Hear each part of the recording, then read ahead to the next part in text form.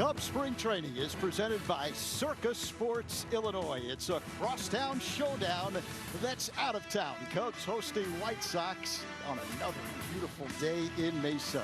Sunny skies, temperature around 70 degrees at Sloan Park. Hi, everyone. A pleasant good afternoon to you. Alongside Ryan Sweeney, Zach Zaidman, and one of the best pitchers in baseball is making his Cactus League debut for the Cubs. Justin Steele, he really is, and he was a workhorse for the Cubs last year. 173 innings, 30 games pitched. He comes in there, and you take a look at his highlights of last year, the MLB rankings, 3.06 ERA, that's sixth best, the walk rate, the home runs allowed, and you look at those quality starts in third, but you see at the bottom of your screen, set career best in starts, innings pitched, ERA, and Ks. So Justin Steele has really solidified himself as the #1 starter here for the Chicago Cubs. Should be a fun one. Coming up next, Elise Menaker has more on the Cubs Man of Steel.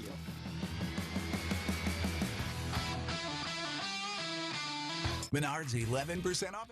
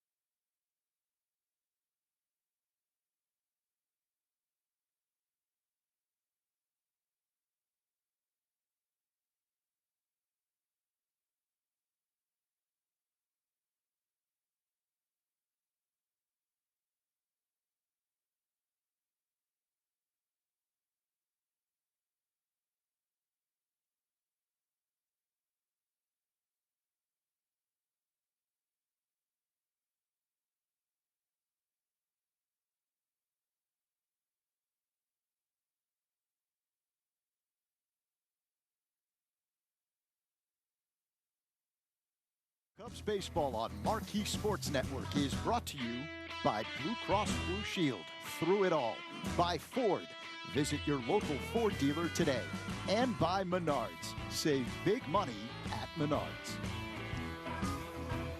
Great shots of Justin Steele during camp, and he had a great season last year. So I asked manager Craig Counsell, what can Steele do to be consistent? Repeat basically what he did last year. He goes, look, I don't know if there's one thing, but he said what we learned is Steele had a really good routine. It was valuable, but he has to be open to making that better, because no matter what he does last year, it's not going to look like this year. So he has to combine that experience, be open to making changes, have to be willing to adjust, right? That's, he said, what the great ones do. What does he want to see out there today from Steele? He says, I just want to see him walk out healthy after the third. I mean, that's spring training for you, right? Just stay healthy, Steele. That's a huge thing, Elise. Thank you so much. Plus, Counts wanted the beard back, so Justin Steele is growing that one in quite nicely. The starting pitcher for the Cubs is brought to you by Budweiser. This Bud's for you. Well, if you see here, Justin Steele is not going to fool you. He's coming at you with that good old-fashioned hard ball, 64% of the time, fastball slider. You see the changeup and the curveball there, but probably not going to give it to you. Justin Steele, he's going to come at you every time.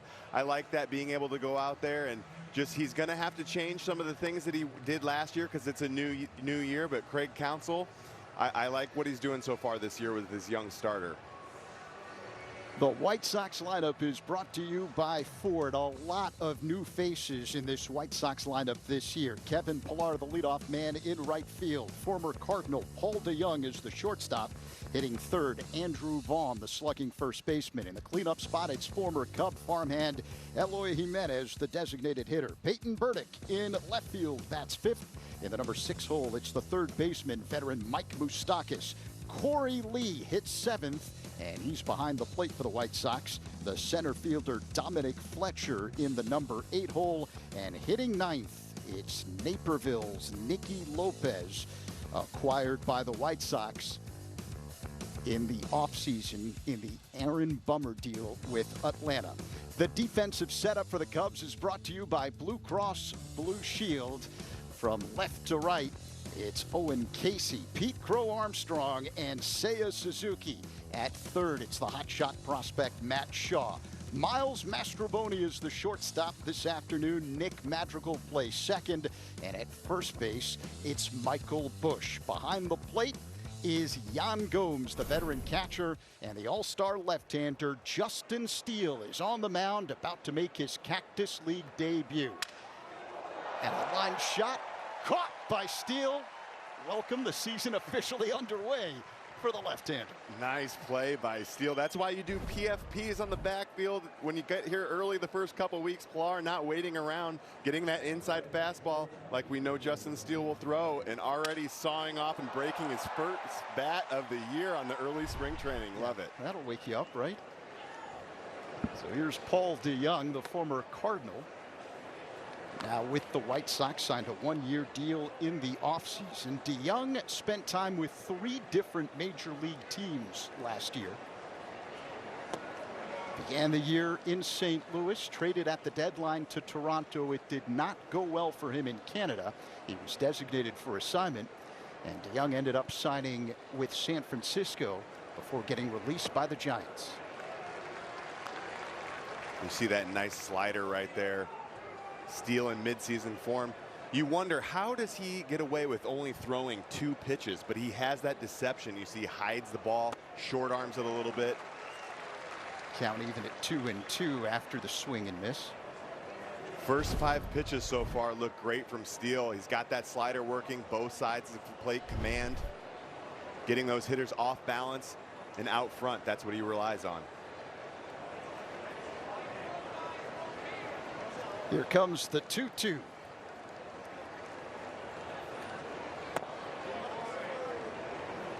Low and inside.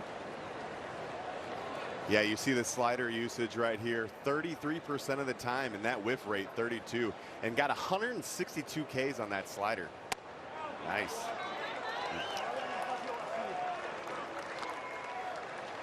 I think Justin Steele wanted this early on in the season. He made a good pitch down and in. DeJong, being that professional hitter that he is, spits on it. First walk of the year. Tight zone by David Arrieta, the home plate umpire. So that'll bring up Andrew Vaughn, the slugging first baseman for the White Sox, with 1 on and 1 out just underway. Justin Steele making his Cactus League debut. 0-1 the count. Vaughn, 25 years old. The 3rd overall pick in the 2019 draft. Low again. So 1-1 the count.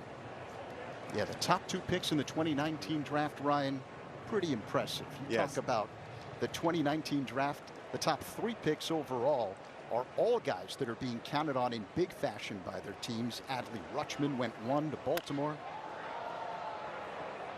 That one is fisted. Foul off to the right. Well, and if you look at who's out there today, you said a lot of teams that guys are coming from, just coming in. It seems like the White Sox are maybe in a little bit of a 2-3 year rebuilding phase. Andrew Vaughn's one of those guys that's really stayed in that lineup every single day and been able to be productive for the Chicago White Sox. Here's the 1-2, and that was just low. 2-2 the count.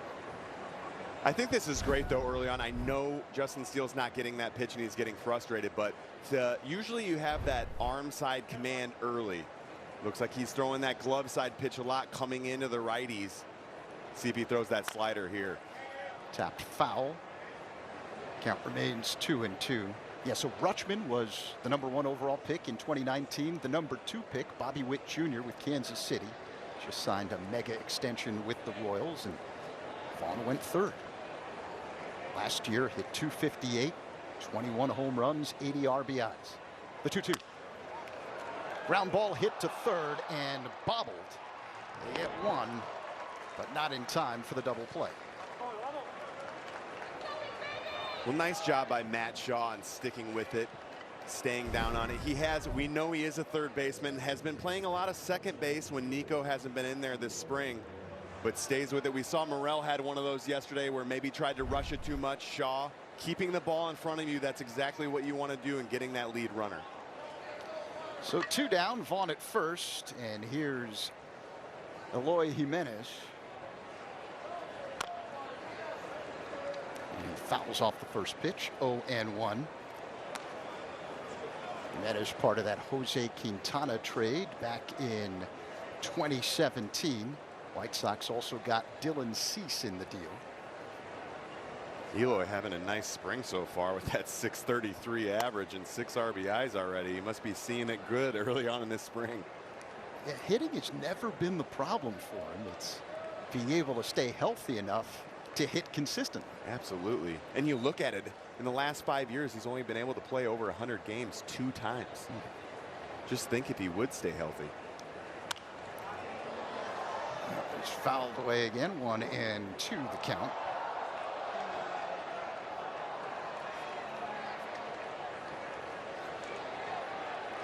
Jimenez, 27 years old, 6'4", 250 pounds.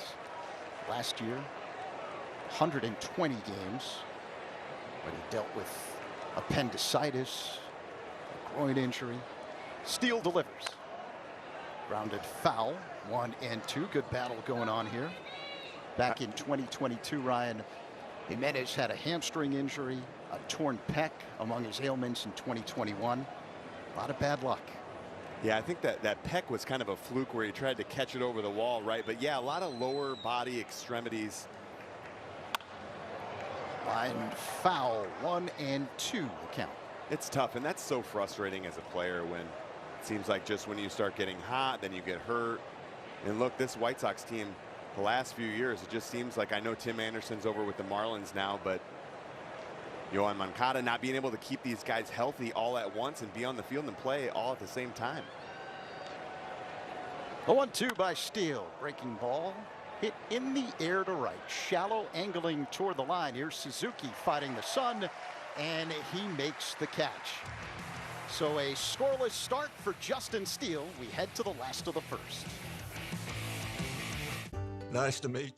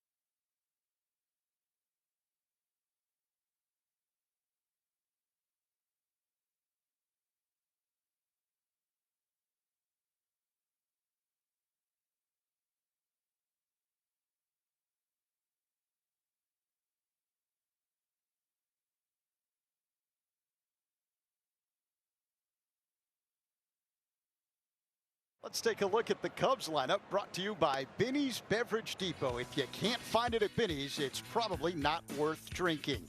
Nick Madrigal in the leadoff spot today. Seiya Suzuki mans the number 2 hole, hitting third. It's first baseman Michael Busch. The cleanup man is the veteran catcher Yan Gomes. Batting fifth, Miles Mastrobuoni. Third baseman Matt Shaw hits sixth.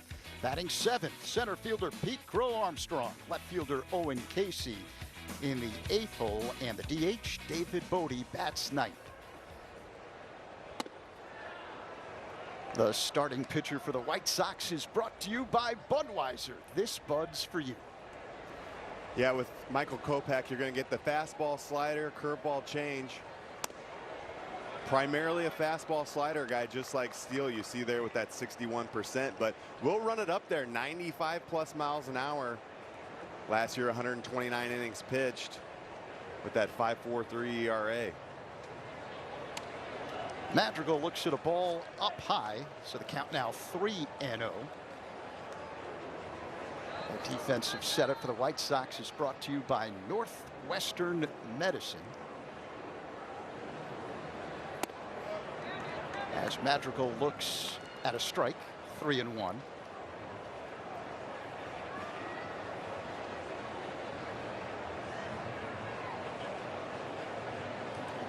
The pitch. In there for strike 2. Madrigal thought it was high. Kopech, another one of those guys that needs to stay healthy, right, for this White Sox starting rotation. I know there's been a lot of talk of Dylan Cease possibly getting traded. They've kept him so far. Who knows what will happen at the All-Star break with the trade deadline, but need Kopech to stay healthy. Almost hits Madrigal as he backs out of the way. It looked like it almost hit him in the face. Did it? Nicked off his shoulder and possibly off his nose, yeah. Oh boy. Yeah, we saw Brennan Davis the other day get hit in the back of the head by a breaking ball pitch. This is a fastball here. Yeah, it looks like Madrigal's going to stay in the game, but just up and in, 3-1 pitch here, gets away from Kopech. Not what you want to see early on in spring training. No blood, though, so that's good. So a good start, yet to earn it, but Madrigal draws a leadoff walk, and the Cubs in business. It'll bring up Seiya Suzuki.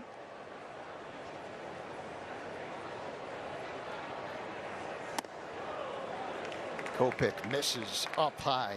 Yeah, last year, Kopech 30 games, 27 starts, went 5-12 with a 5+ ERA. It's just 15-25 over his career with a 4+ ERA. Has not been able to harness that great stuff. The pitch. Yeah, and early making it. We've seen a lot of pitchers starting off where it's that fastball command, right? Not having that feel, and you see like Kopech just did right there. Not having that feel, going to the breaking ball now for that second pitch slider. So sometimes when you look at it from a hitter's perspective, you got to get a pitch out over the plate to hit. High drive, deep left field. This one is hooking foul. Seiya Suzuki's been taking some nice hacks so far this spring. Looks like that foul ball wasn't going to come down. He finished last season on a tear, hit 370 in September. 7 home runs, 26 RBIs in 28 games. Madrigal gets back. Suzuki entering his 3rd year with the Cubs. And can he put it together for 2 full halves? That's the big question heading into this season for Seiya.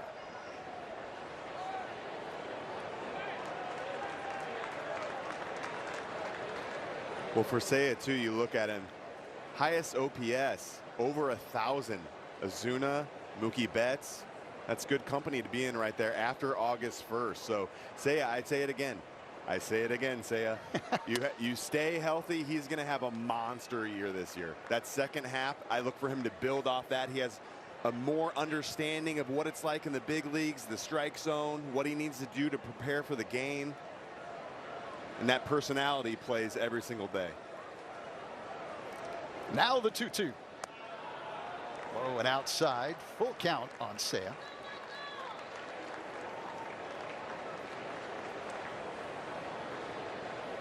And you see right there, you might not think too much about that pitch right there, but early on, for Seiya to be able to spit on that down and away pitch, that's one that maybe last year at the beginning of the year he swung at, but he's already recognizing that.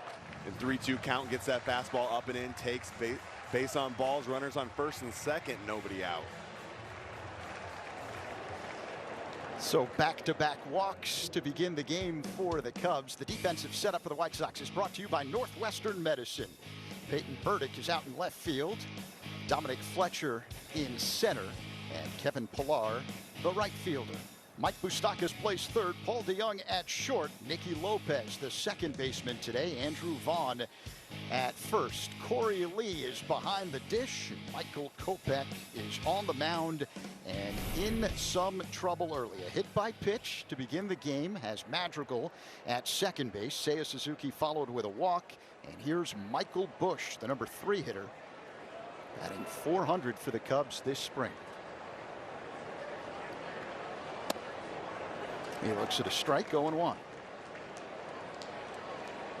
Michael Busch has really impressed me this spring, and not being able to see him as much. You don't see a lot of guys when they're on the West Coast playing for the Dodgers, but didn't maybe get the opportunity that he needed to get. Got traded over here to play with the Chicago Cubs, and is taking advantage of this early spring training, getting to play multiple games back to back. Yeah, 27 games with the Dodgers last year. Just a cup of coffee with the big club. Hit .167 with 2 homers and 7 RBIs. Men at first and second for the Cubs. No one out here in the first. Swing and miss. You take a look at Michael Busch last year versus righties, .305 average, 27 homers, but versus lefties, .284, 2 home runs. So not bad, can hit lefties and righties, and I think that's something that you need to be at first base, to have a guy that can hit both sides. Being able to go out there, that's huge. Pickoff play at second. Madrigal gets back easily. Yeah, Busch was the Dodgers minor league player of the year last season. The Pacific Coast League MVP with those whopping numbers. Yeah, his AAA numbers were huge. Inside, 2-2. Yeah, he hit .323 for Oklahoma City with 27 home runs and 80 RBIs.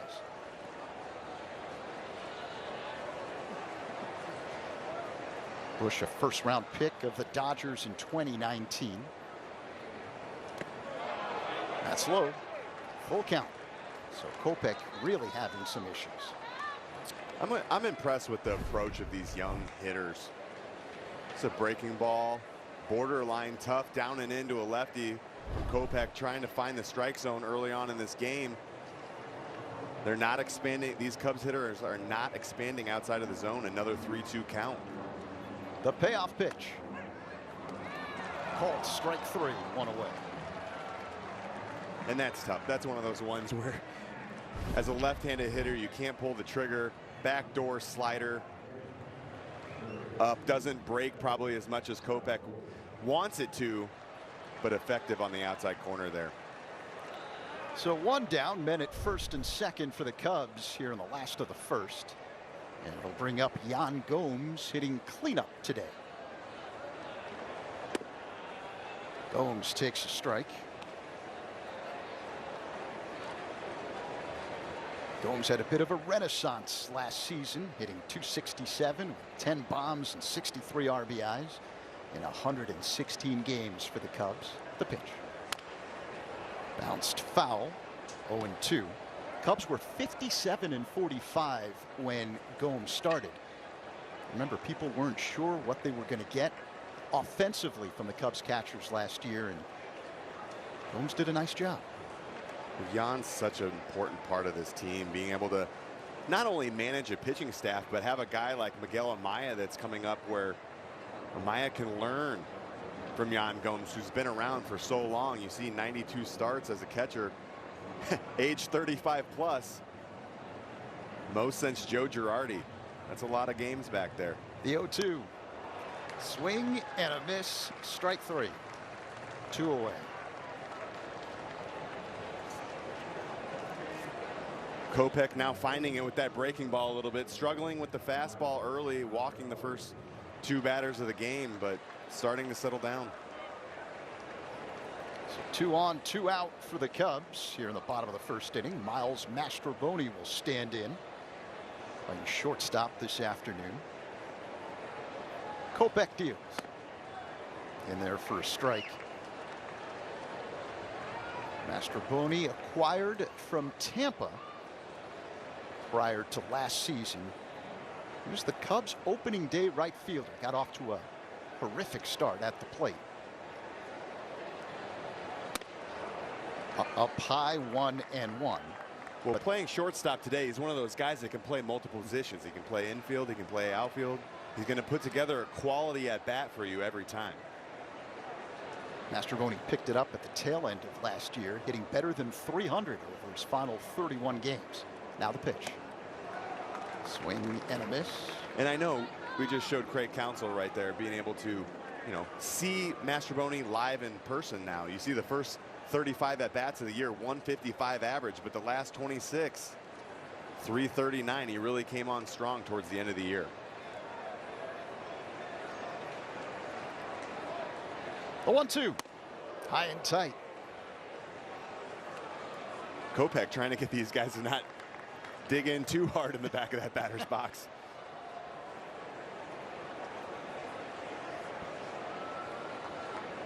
Madrigal at second. Suzuki at first. Good speed on the bases for the Cubs. Now the 2-2. Tap foul at the plate as Mastrobuoni stays alive. And you wonder if, in just watching Kopech, if the White Sox keep him as a starter. I know he's been out of the pen before. He's been a starting pitcher for the last 2 years, but do they try to get him to develop somewhat of that changeup or another pitch? You see, it's kind of just a 2-pitch mix right now with that fastball slider. Guys start sitting on pitches. Fouled away. 2-2. Or you never know. In spring training, guys are working on things. Sometimes that third pitch really isn't on the top of their radar. We saw yesterday with Drew Smyly. Was happy with the fastball, but wasn't happy with the way his curveball was coming out of his hand. Said he maybe pitch guys a little bit differently than he would in the regular season, which is to be expected. Full count. Yeah, Justin Steele's a great example of experimenting in Cactus League play. You don't see him throw that changeup a lot over the course of the regular season, but during this time of year, he'll use it. Yeah, sometimes you just have to get a feel for it and see if it's something that maybe you could have in your back pocket for the season. Swing and a miss, strike 3. Cubs put 2 on, but strand 2. We head to the second. As ballpark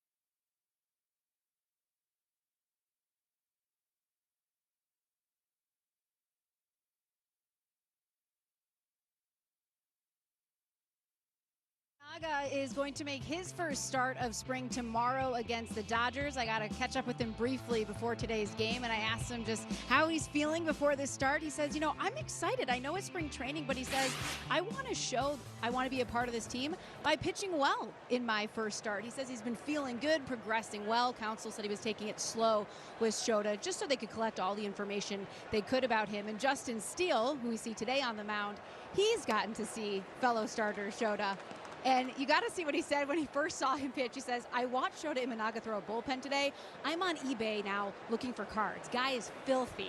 And I think that's the reaction from a lot of the players. You know, it was funny because I asked Shota, what surprised you about the stage so far getting adjusted? And this has nothing to do with baseball, but I found this hilarious. He said, your large drinks like that you get at McDonald's, they are very large. And I just laugh because I'm like, you're not wrong. That is true. That is completely accurate. Ah, good stuff. Everything is supersized in America. It right? is.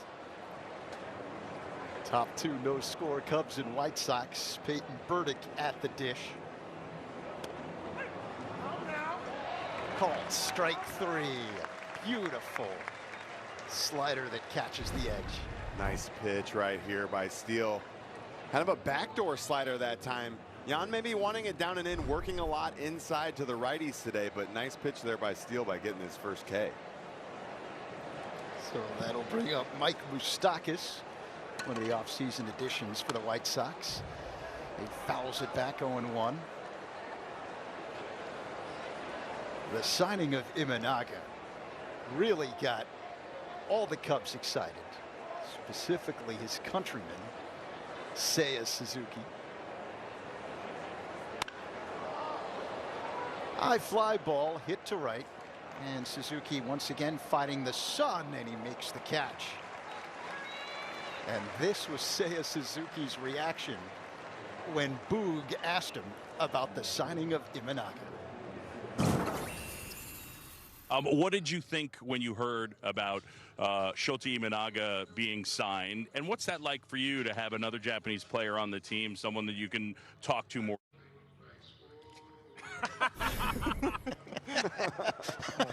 The universal sign for happiness, right? I tell you what, Suzuki, Shota, Morel, you have some characters on this team. They're going to keep stuff loose, and I'm telling you what, they go deep into the playoffs. It's going to be a fun team to be on. Corey Lee at the plate, 2 down here in the second. It is an interesting mix, the dynamic of the Cubs clubhouse. You got me thinking here, talking about the personalities. As Lee bounces one to third, Shaw picks it clean, and that ends the top half of the second inning. Steinhaffel's Buy More, Save More.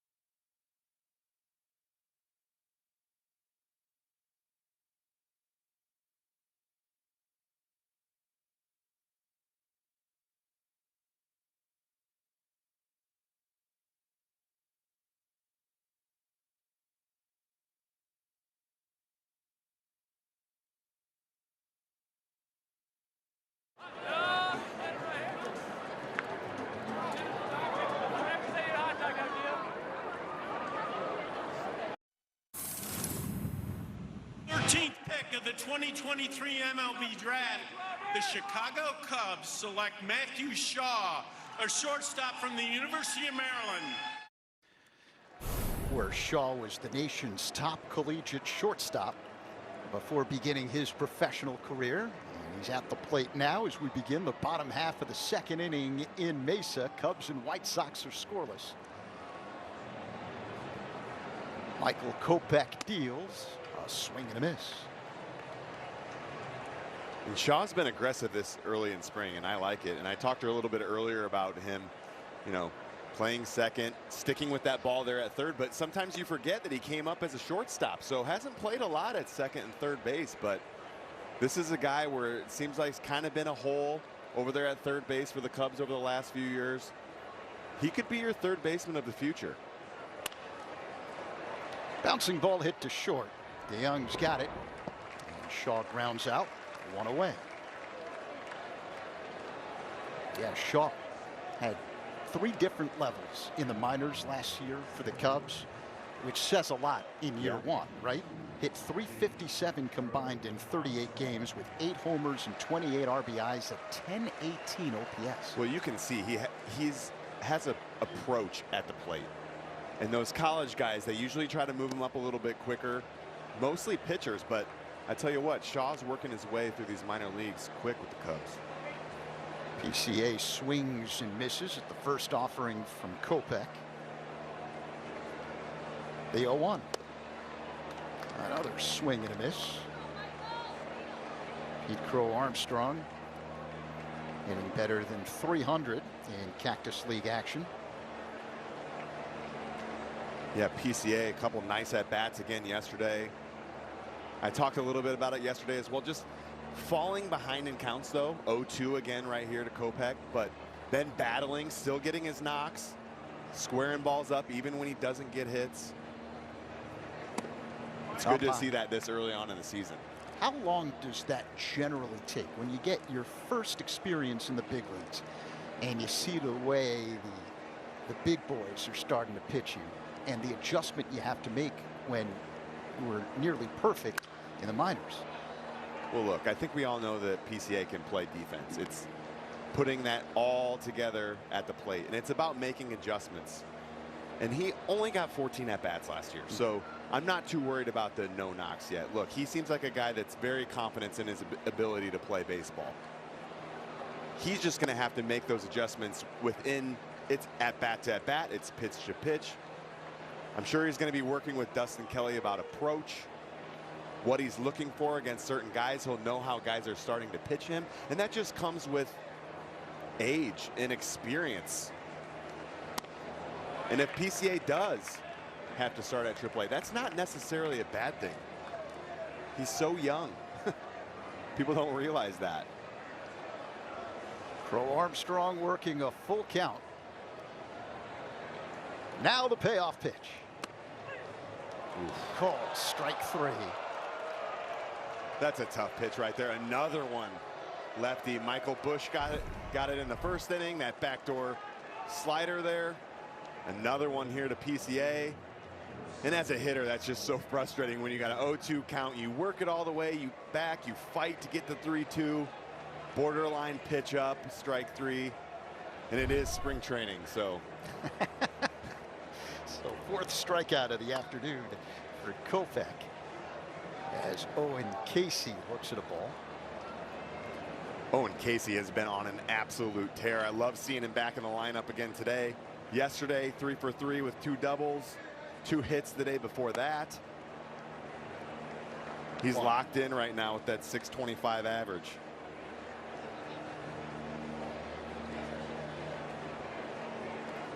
Casey hitting better than 600 in Cactus League action. He looks at a strike on the outside corner, 1-2. Kopech just working on those breaking balls away now. At some point as a Cubs hitter, you just got to start looking out over the plate and eliminate that pitch in. Count even at 2-2. Last year in Double-A, Casey hit .289, 22 home runs, 84 RBIs, and OPS at better than 900. The 2-2. That's low, full count. You saw Corey Lee that last pitch Kopech threw a fastball away out of the strike zone, but shook his glove to him like, nice job, good pitch. Now we're going to go back to that breaking ball again. Called strike 3. He did not go with the breaking stuff there. Casey fooled just like you, Ryan.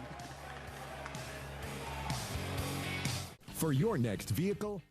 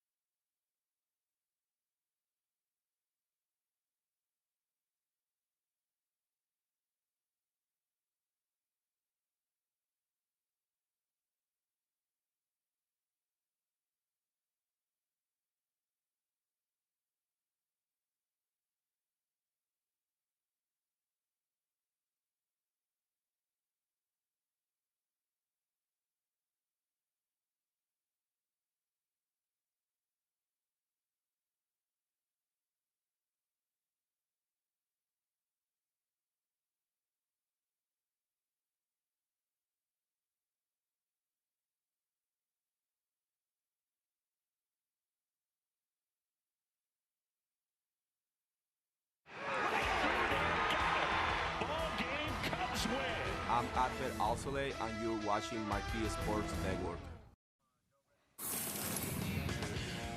Last year, one of the highlights of all the highlights for Justin Steele was this performance against the Giants at Wrigley Field in early September. 8 strong innings, struck out 12, didn't give up a run. Vintage Justin Steele in his all-star season. Yeah, when Justin Steele has it working, I'll tell you what, he's one of the best pitchers in the league, that's for sure. Steele with 2 scoreless innings so far today. We begin the 3rd, and that one's fouled out of play by Dominic Fletcher, a White Sox center fielder.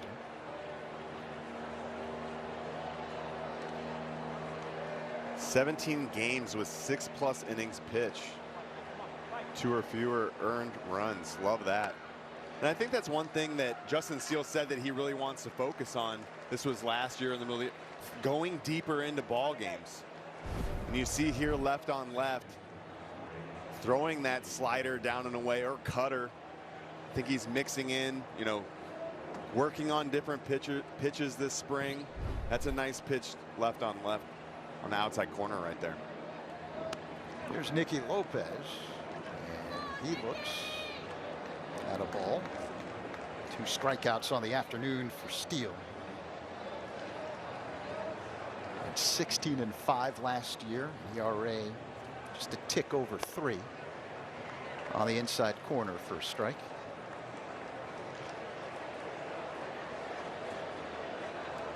.30 starts for Steele, and hoping to get even stronger this year. Little number up the first base line, and Steele can't handle it. Let's go downstairs and say hi again to Elise. Hi, Zach. We just saw that typical soft contact off of Steele.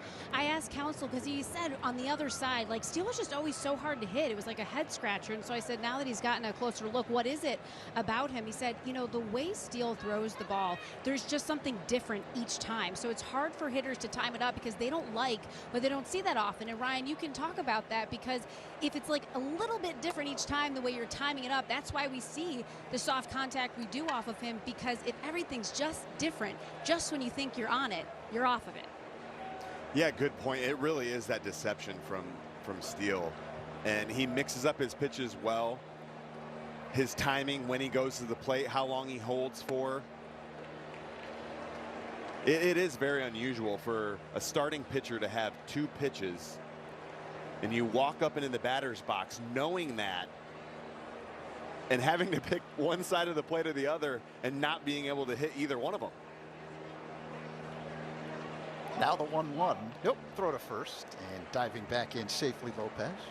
And it is always interesting to me to hear, it's funny now, Craig Counsell being on the Cubs side, what made it so hard, and talking to some of his players like, hey man, we got this guy throwing 2 pitches out here and we have 2 hits. There's the 1-1 to Pilar, and it's fouled out of play. And you talk about the pitch mix, it's not a long list here. We have the 4-seamer at 63%, and every year moving up in percentage, throwing that fastball a little bit more in 2022, throwing it more in 2023. So it really is just those 2 pitches, and there's nothing more than that. If it works, keep using it, right? Breaking ball, bounce to third and through in a left field. Fair ball for a base hit. Advancing to third base is Lopez. Yeah, more weak contact. Shaw over here at third. Oh, that was borderline. That looked like that landed foul, but must have went over the bag. Shaw playing way off the line. But going back to Steele as well, you talk about the weak contact. It's not just that he throws a fastball and the slider. He mixes the speeds with the slider. So he throws a hard one, he throws a backdoor, he throws a slower one. He'll bury one in the dirt when he gets 2 strikes. So I'm not discounting that he's only throwing 2 pitches. That slider in and of itself is probably 3 or 4 pitches just by the way he changes speeds. White Sox threatening, 1 away here on the top of the third. Men at second and third after the double by Pilar. The pitch to Paul DeJong is hit in the air, deep right center field. Crow Armstrong goes back, tracks it down in right center for out number 2. And coming in to score on the sacrifice fly is Nicky Lopez.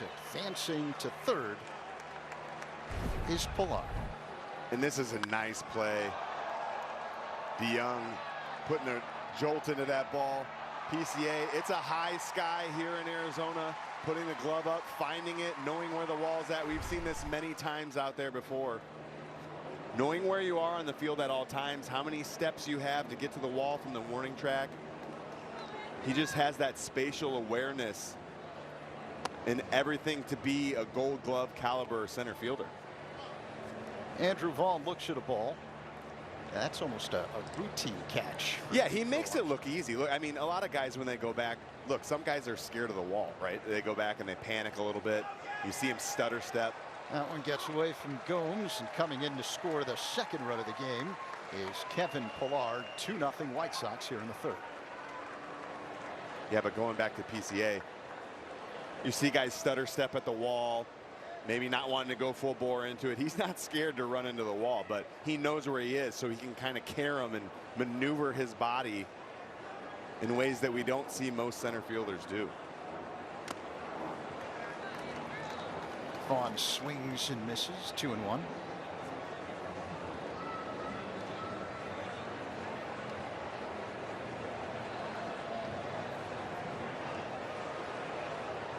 The pitch.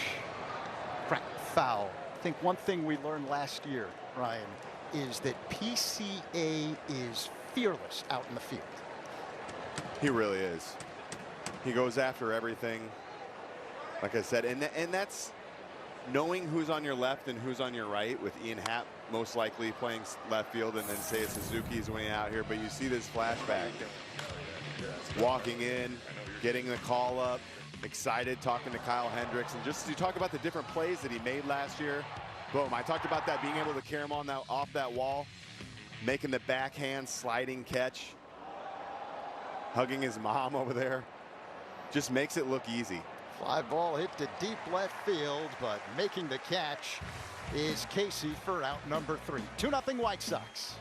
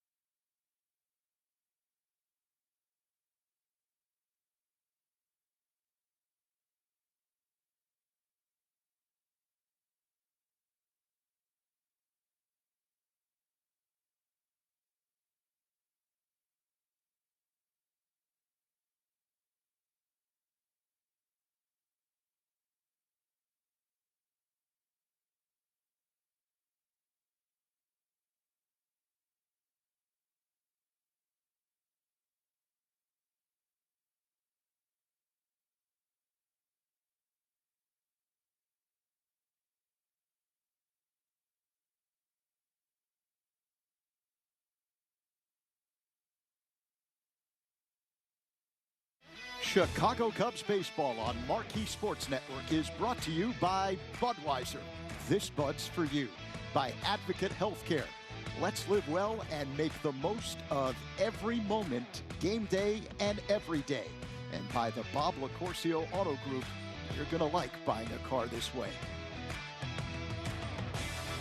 Last of the third at Sloan Park. White Sox on top of the Cubs, 2-0. A new man on the mound for the Sox. Right-hander Dominic Leone. A swing and a miss by David Bodie. This pitching change is brought to you by Lakeside Bank. Lakeside Bank. It's about time.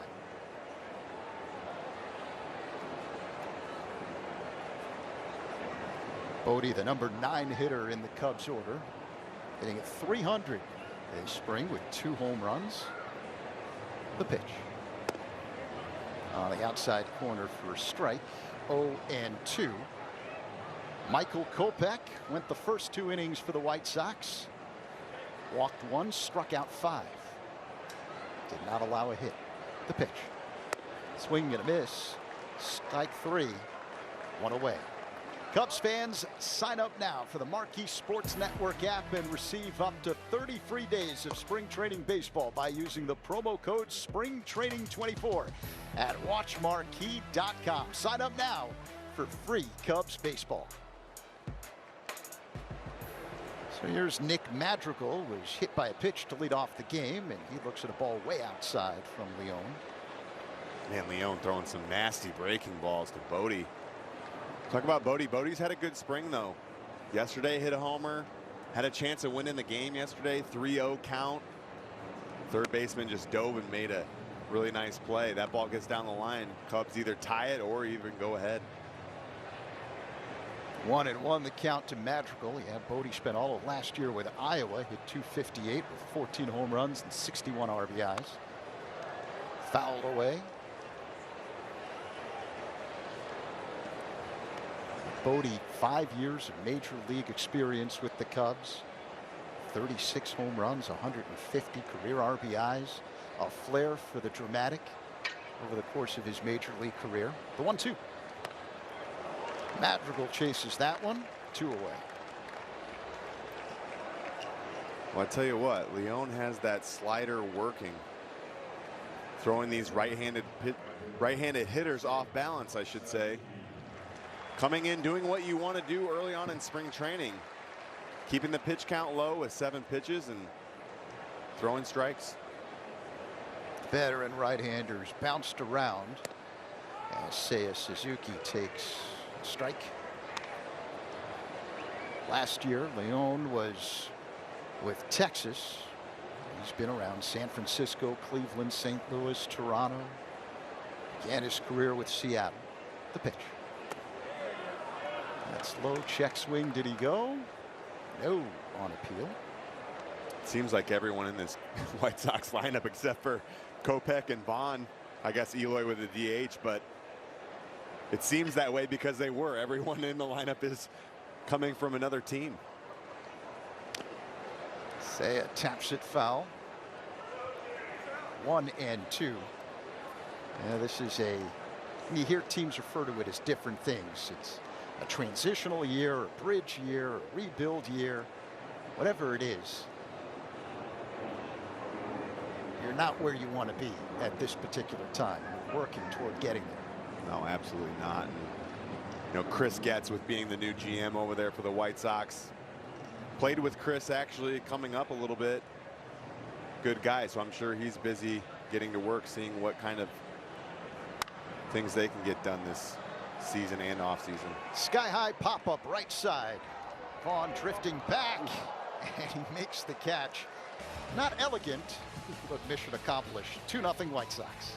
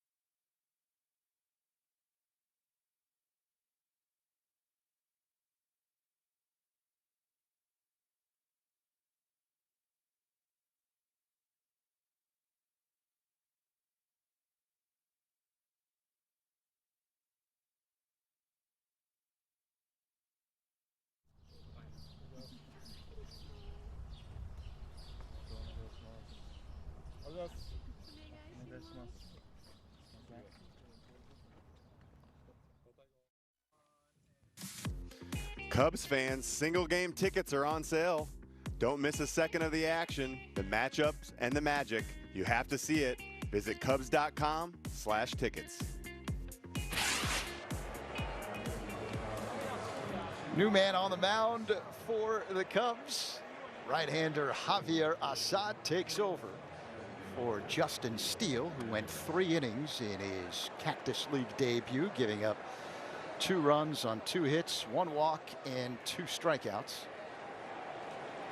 And here's Assad, who's been nothing short of impressive in his brief Cubs career. Eloy Jimenez takes the ball outside, 1-0. Well, Assad was big for the Cubs last year, being able to eat up innings. You see that 3 ERA, limiting the runs. Look, for me, I've said it before, he's kind of earned the right to be a 5th starter, but he's one of those guys where I like Jordan Wicks came up and made 7 starts last year, 4-1.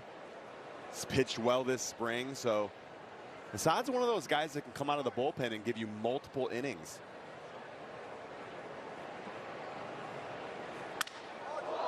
Broken bat liner just over the head of Mastroboni into left field for a base hit. Yeah, well, you see here, most relief appearances of 2+ innings is Javier Assad, and that's big for, you have Hayden Wisniewski, Keegan Thompson, but Assad there at 15 coming in and throwing 2+ innings. When say, hey, maybe a starter comes out in the 4th or 5th, you have this guy to kind of bridge the gap to keep you in the ball game to get to your closer. And no moment seems too big for Assad. No, he's cool, calm, collective. I think last year he pitched with the glasses, he pitched without the glasses. He can do it all.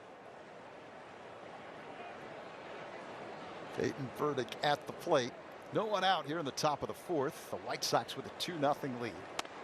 And I wonder on this, we might have to go to Elise to see if she can do some research. With Assad and Wicks, it looks to me like their glasses are a little different this year. Like maybe the Cubs got somebody together. They look like the lenses, and they look a little thicker. Like, I don't know, Elise, is that something that you can look into? I see where you're going with it. I can do some digging and ask about this. It just doesn't look the same to me as last year. Maybe they are, but especially Wicks. I mean, looks like he's maybe using a different brand of glasses that maybe it's helping him out a little bit more. Who knows? I never realized how much of a fashionista you are. So this is. I am not actually. I'm a glasses connoisseur. The pitch. Outside. 2-2 the count to Burdick.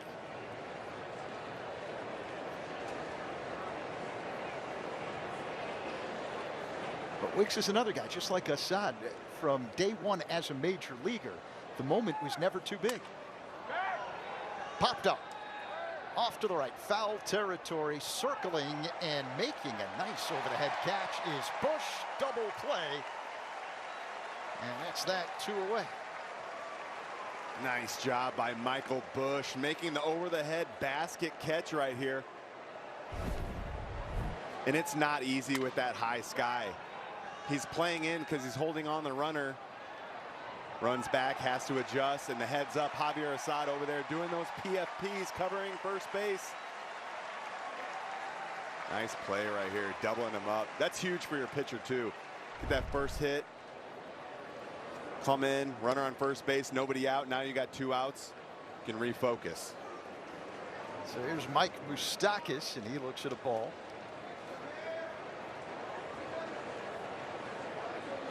White Sox scored both of their runs in the 3rd inning. A swing and miss. Sacrifice fly and a wild pitch.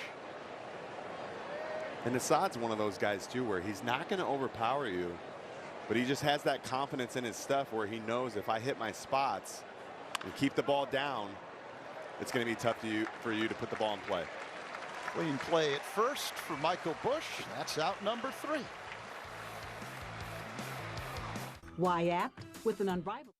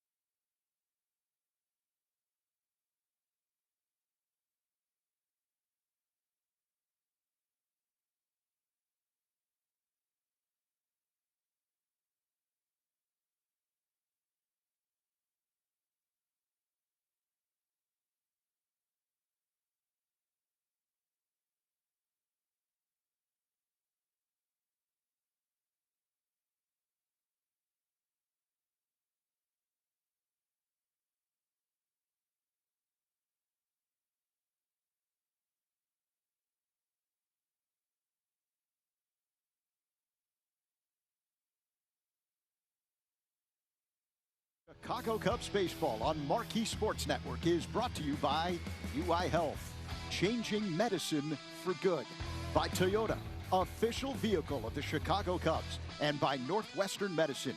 When it comes to your health, a second opinion is always a good idea. Get yours at Northwestern Medicine.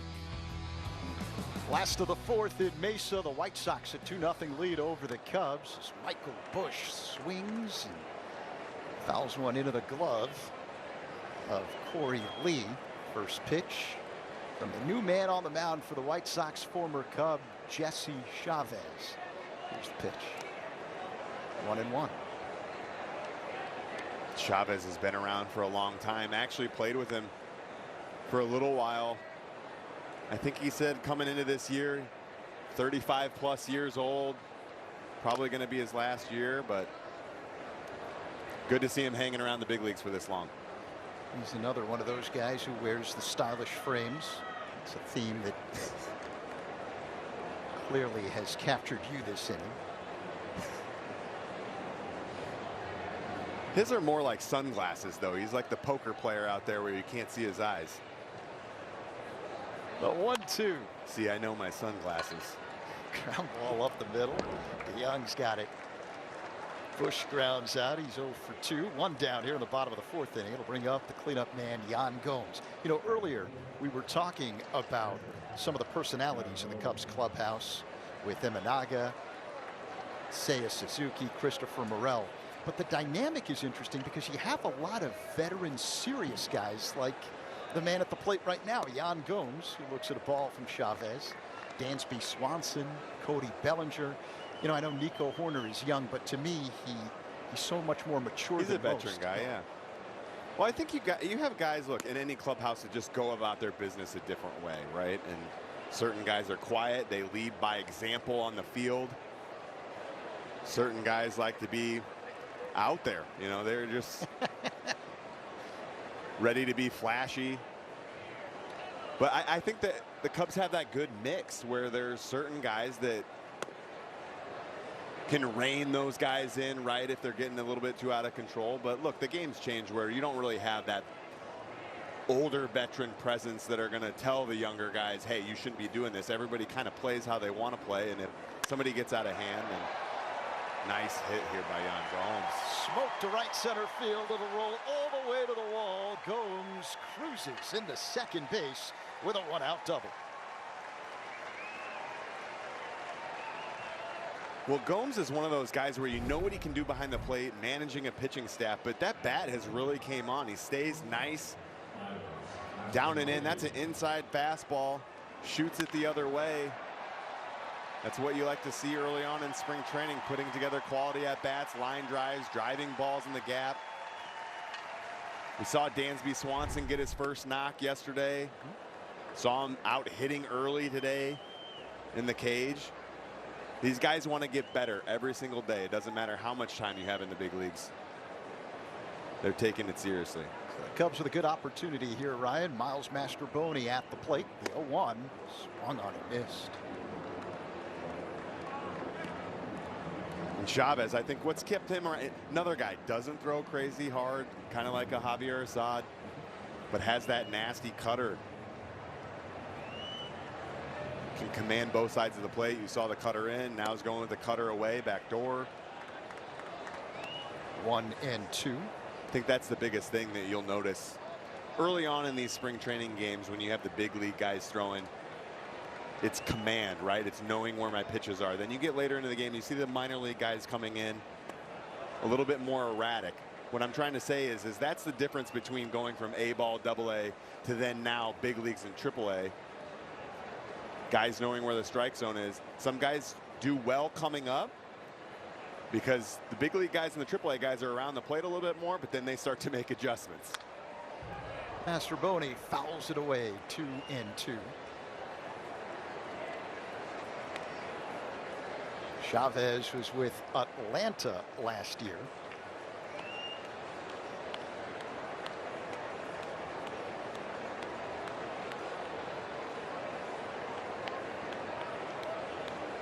The pitch. Tap foul. Mastrobuoni struck out swinging. in the first. Pretty good battle going on here. Well, Mastrobuoni is going to put together a quality at bat. I said that 2-2 count, fighting off some pitches.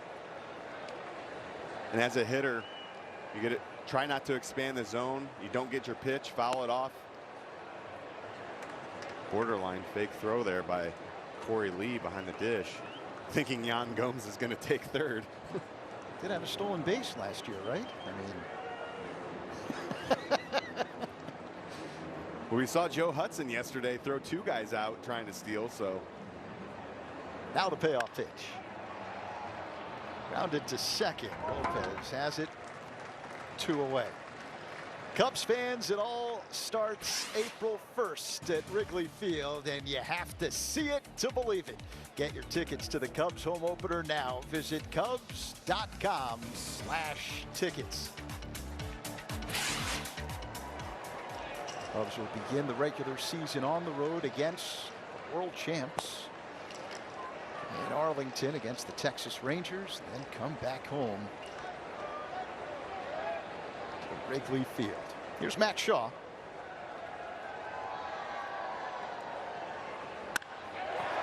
Line drive into right center field for a base hit. Coming in to score is Yan Gomes. And the rookie delivers. Matt Shaw with the RBI single the other way. It's 2-1 White Sox over the Cubs here in the 4th. Well, Shaw has been aggressive early on in this spring, and this one, it's not the first pitch, it's the second pitch, but he's ready to hit that cutter away fastball. The thing that's impressed me is just his ability to drive the ball the other way. He's not trying to get too big. He's got a nice compact swing, and I'm telling you, you leave anything over the plate right now, Shaw's doing some damage with it. Here's Pete Coro Armstrong with a man at first, 2 away. Cubs down by 1. The pitch. Ooh. Got a piece of PCA.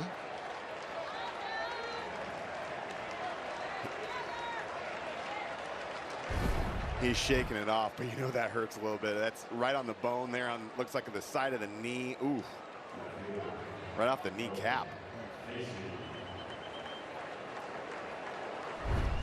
I was going to say, if Shaw wasn't at second, he'd probably be running right here first pitch too. Here's another one of the hot shot prospects, Owen Casey at the plate. Looks at a ball outside from Chavez. I love that when a hitter gets hit by a pitch. I could never do that. Get hit by a pitch and the next pitch, oh yeah, it hurts so bad, and steal bag. In there for a strike, 1-1.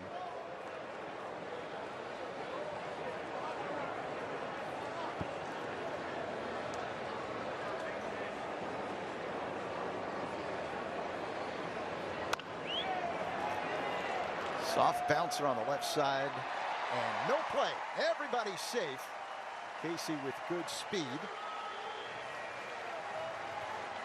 Well, when things are going right, they're going right. Yesterday, 3 knocks. Nice little squibbler here, but you see Owen Casey this spring just staying inside the baseball, driving it. Yesterday, down and in fastballs. Doesn't matter what side of the plate. Boom. Line drive in the gap. He's doing it all, and I think that's why Craig Counsell's keeping in the lineup. I know guys can't play every single day, but it's good to see him get multiple at-bats 3 days in a row. So the bases are loaded for the Cubs here with David Bodie at the plate. 1-0 the count. The pitch. Outside, 2-0. We've seen David Bodie hit a few grand slams in his time. 2-0 count here. I look for him to do some damage. Bodie with 2 bombs already this spring. Oh, there's nowhere to put him. 3-0 to count. Well, we saw him yesterday, the end of the game, 2 outs, 3-0 count, runner on first, take a 3-0 hack. I don't see why today would be any different with bases loaded. The 3-0 outside, ball 4, tie ball game. Coming in to score is Shaw.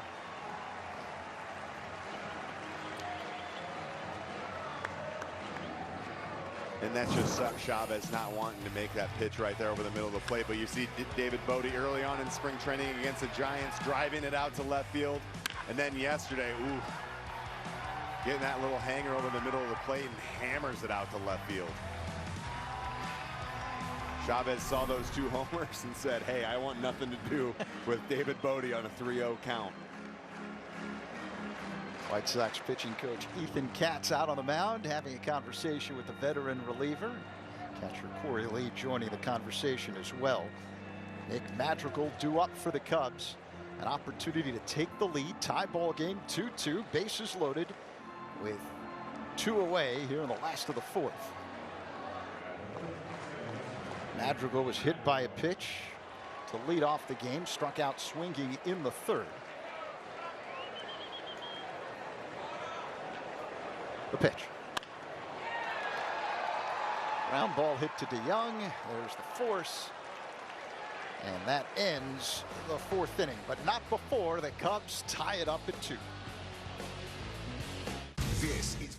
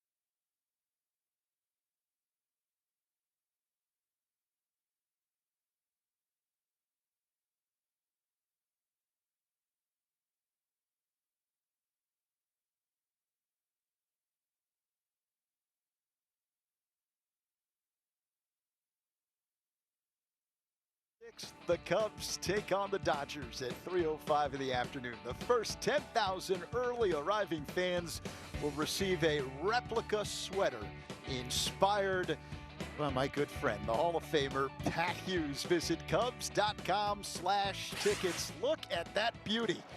Javier Assad throws the first pitch of the 5th inning, and it's in there for a strike.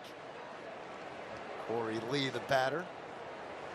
Man, we need everybody at Wrigley Field on April 6th to where, he gets hit by a pitch.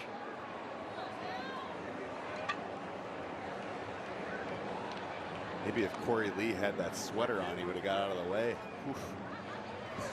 Definitely would have provided the kind of padding you need for a pitch like that. But the first 10,000 to arrive at Wrigley Field on April 6th get that sweater. If you're not one of the first 10,000, you better find a way to get a sweater that is similar to that. Somehow make a trade for it, right? And that is, it's precious. Almost give you a headache if you stare at it too long.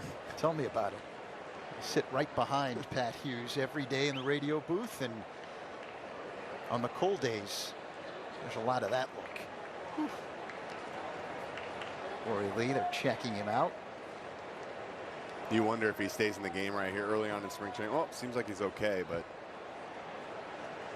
usually they don't take chances this early in spring, especially a guy gets hit by a pitch. Nice to see him okay and staying in the game, though. Yeah, that's good news. So Lee remains in the game. He's at first. That'll bring up Dominic Fletcher, the center fielder. 2-2 ball game here in the top half of the 5th inning. No one out. Fletcher acquired in the offseason via trade with Arizona. He looks at a strike. 0-1. Lee at first base is just 25 years old. He was a first-round pick of the Astros back in 2019. Traded to the Sox at the deadline last year for reliever Kendall Graveman. Swing and a miss. 1-2. How about this for Lee? Spent 12 games with the Astros in 2022, and he was on the roster for Game 6 of the World Series after Yuli Gurriel injured his knee. That was the clincher. Smoke to left center field. Pete Crow Armstrong will give chase, but it'll bounce off the wall. And stopping at third is Lee. A double for Dominic Fletcher. Well, that's a nice piece of hitting right there. Just out of the reach of PCA. He takes a good route at this ball. Javier Assad just leaving it up. 0-2 count, but PCA unable to get to the ball. You see here Lee waiting, thinks he's good idea. PCA probably could almost catch that ball.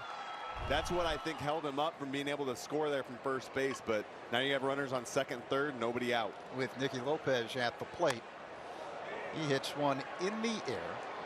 Shallow right center field. Crow Armstrong can't find it in the sun. One run is in. As Lee comes in to score, and heading to third, Fletcher. Advancing to second, Lopez. I tell you what, and this is tough. I know from experience that high sky there in Arizona. He just loses it at the last second.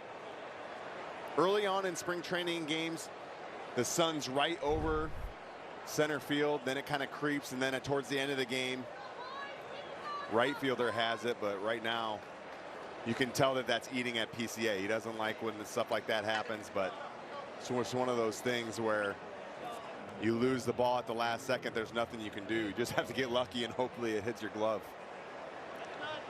So the White Sox take the lead 3-2. And still threatening with no one out. And then it's second and third.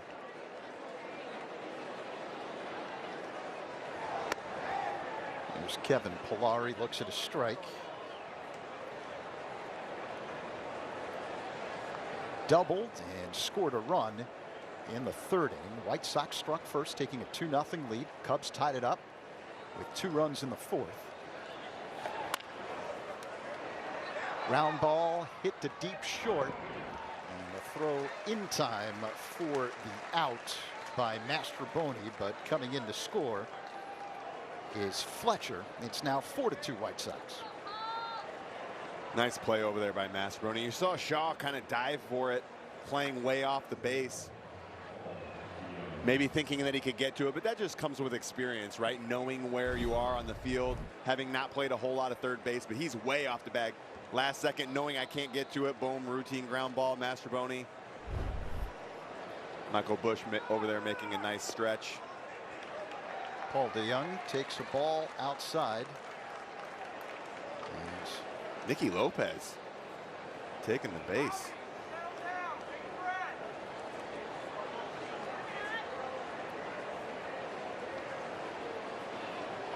the pitch. That's low. Looks to me right now like Assad's working on that breaking ball pitch. Hasn't thrown a lot of fastballs this inning, leaving balls out over the middle of the plate. Especially when he gets ahead. Right now falling behind 2-0. Throwing another breaking ball. High fly ball hit to center field. Crow Armstrong having trouble, and it drops again. Another run comes home as Lopez scores. It's now 5-2 White Sox. Man, that's tough. And you could tell where initially, and what you're taught to do, and look, we did this on the backfield, shoot balls out of the machine into the sky, into the sun. You can tell he sees it, he has his glove up, it's above it, then he can't find it, then he finds it again, but by the time he finds it, it's too late. It's a helpless feeling out there when you can't find the ball. Either way, that would have been a sac fly, but still. Could have been the third out. Instead, it's an RBI double. 5-2 White Sox. And Vaughn looks at a ball outside, 1-0.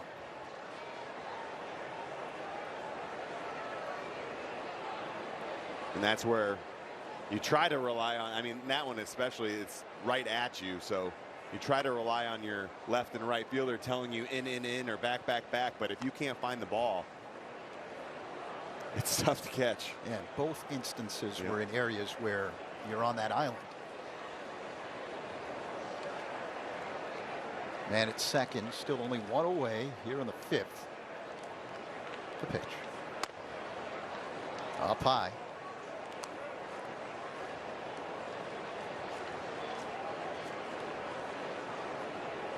White Sox has pushed across 3 runs. Lopez credited with an RBI double. Pilar an RBI on the ground out. Tapped foul. And Paul DeYoung credited with an RBI double.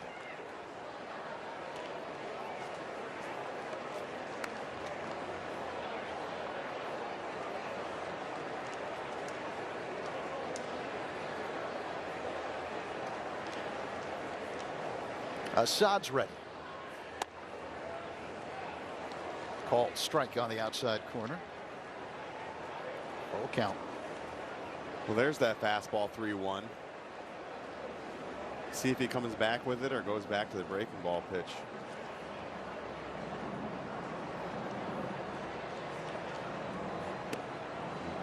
Outside, ball 4.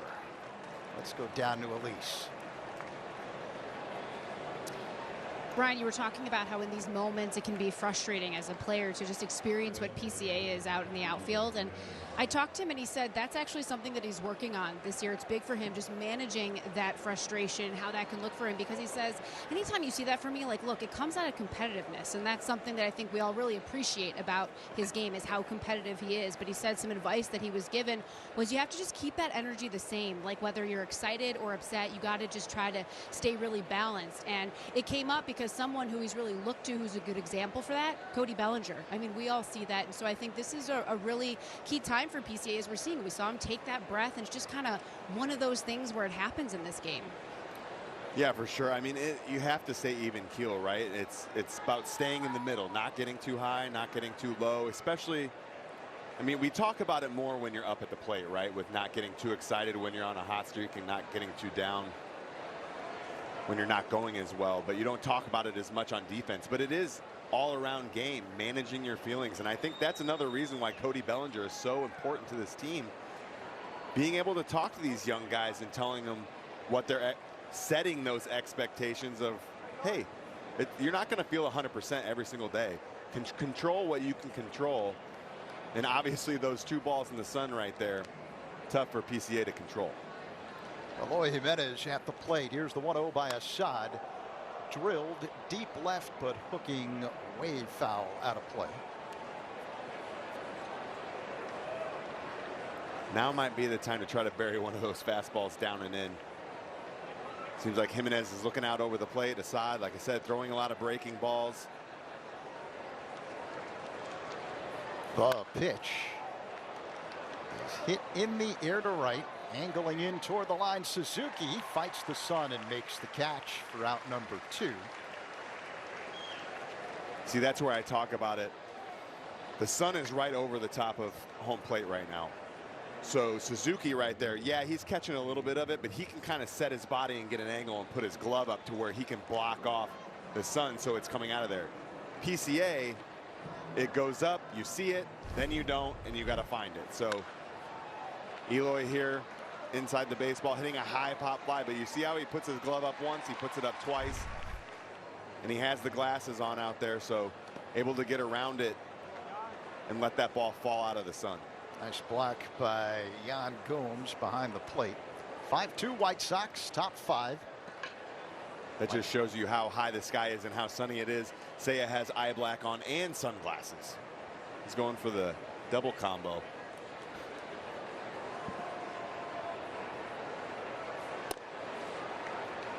Called strike on the outside corner.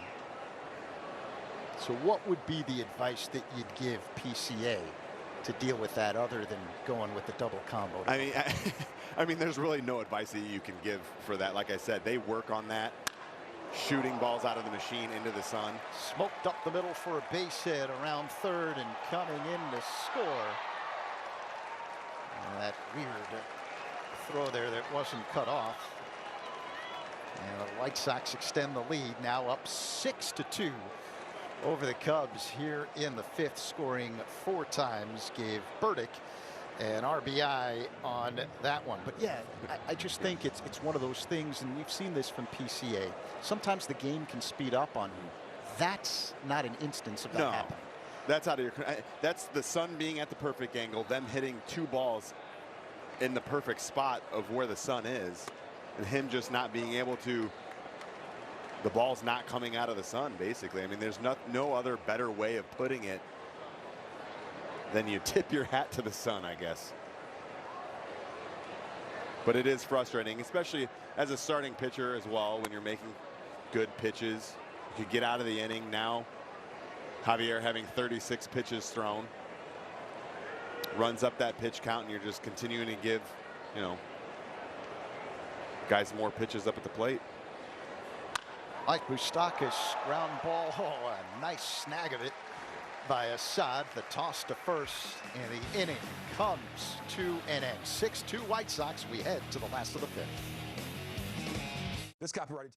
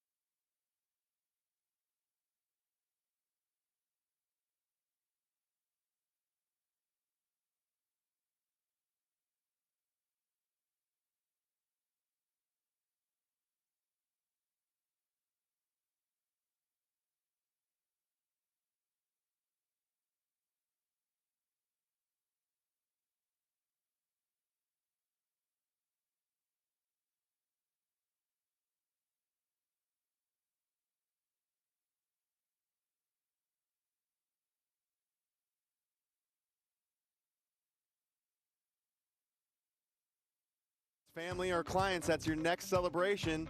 Discounted group tickets are available for most games at Wrigley Field. For details, visit cubs.com/groups. New man on the mound for the White Sox to begin the last half of the fifth inning. Touki Toussaint, the veteran, takes over, making his 2024 spring debut. Appeared in 20 games for the White Sox last season. 16 starts, went 4-7 with a 4.97 ERA. Alexander Canario, pinch hit for Seiya Suzuki, and he looks at a ball outside, 1-0. 6-2 White Sox. Sox taking the lead with 4 runs in the top half of this frame as Canario fouls one away, 1-1.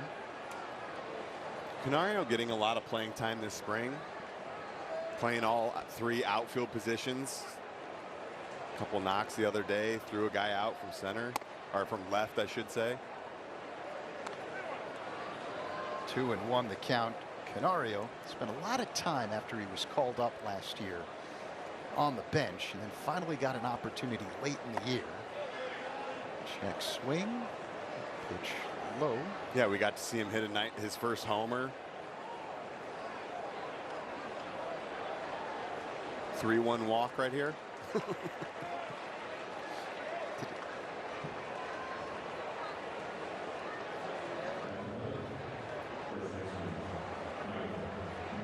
Canario heads to first. Defensive changes for the White Sox.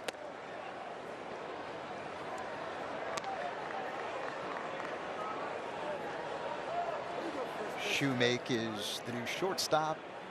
Sosa now at second. And Chucky Robinson is the new catcher.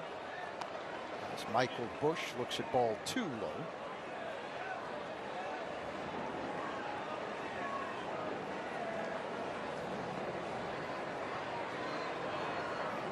Bush 0 for 2 this afternoon. He swings and misses. 2-1. I like that, being aggressive in a hitter's count. 2-0. Getting that fastball out over the plate. Take your hacks. Now the 2-1 delivery. Bouncing ball. Foul.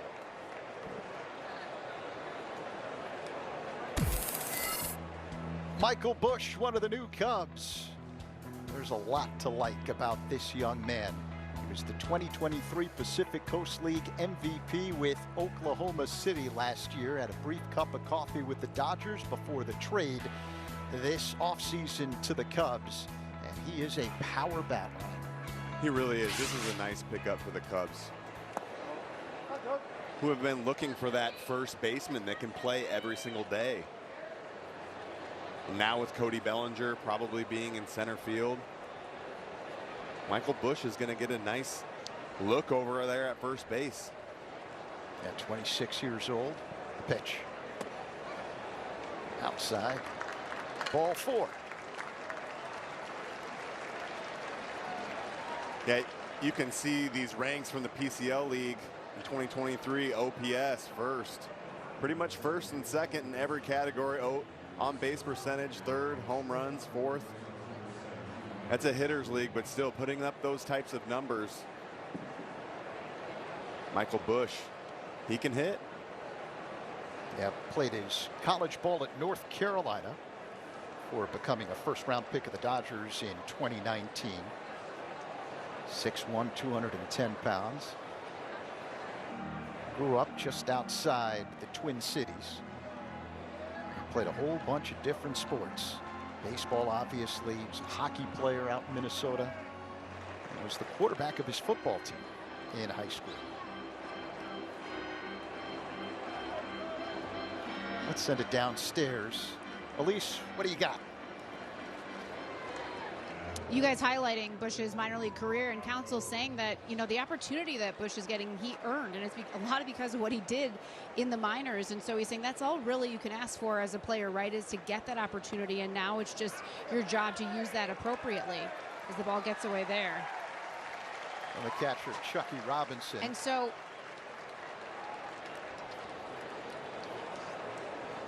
he was just making the point that during the regular season, Bush would be like any other player, right? It's not like this is some endless opportunity, meaning, you know, they'll evaluate his performance, how it goes, but right now they're putting him in a spot where they want to give him that chance to succeed with some consistency there. This is a nice read in the dirt by Canario there on the pass ball, but yeah, I think you look at Matt Mervis last year getting the call up, you know, could have seized the opportunity, didn't hit very well, so now Michael Bush, I like what Craig Counsell said. Hey, we're going to give this guy, we know he can hit, we're going to give him the opportunity to prove and show what he can do. It's on him to take advantage of that. So Bush at first, Canario at third. No one out. Yan Gomes at the plate. And fouls it away. Yan Gomes, professional hitter, last at bat double. Here just fighting in the 1-2 count. Runners on first and third with nobody out. You're just looking to try to stay through the middle, drive something into the outfield, and at least get a sac fly. If you get a knock, that's just a plus. Toussaint deals. Tap foul again.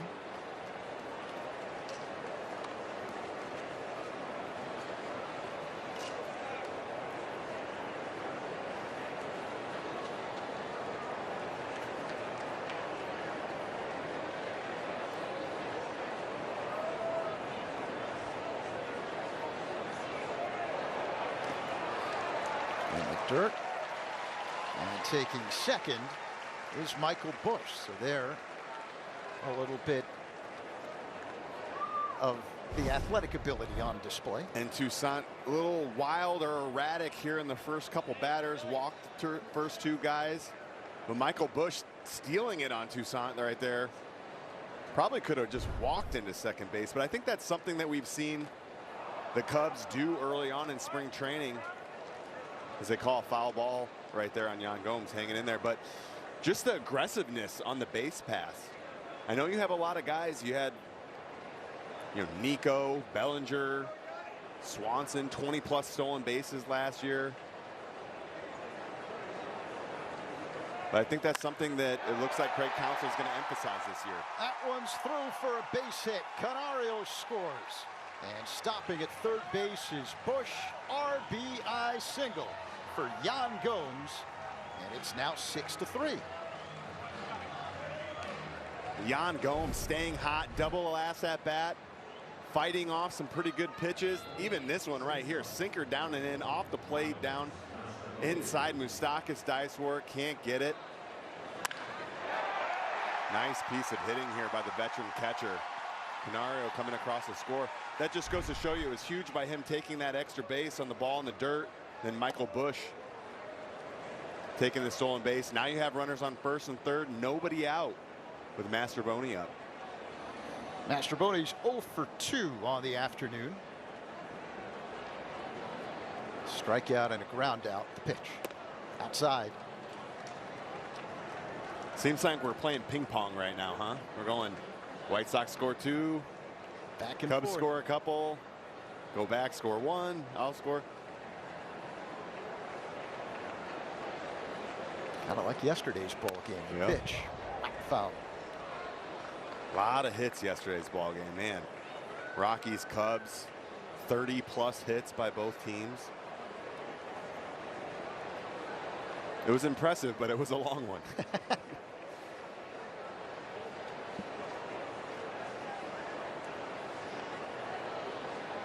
The pitch.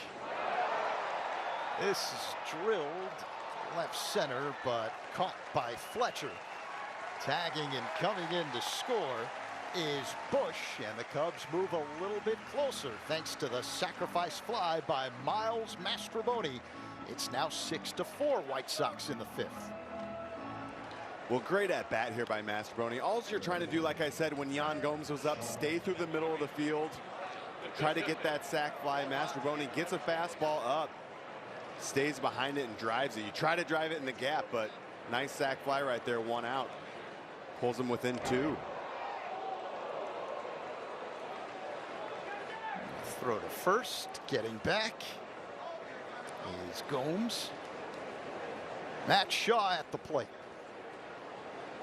And right now, if you want anybody up, it's Matt Shaw. Had an RBI single his last time up. Looks at the ball low and outside. And he's aggressive, but he's aggressive within the strike zone. You see him spitting on that pitch right there. Last at bat, 1-0 count, same thing. Got a fastball over the middle of the plate, drove it to right field. Looks at a strike, 1-1.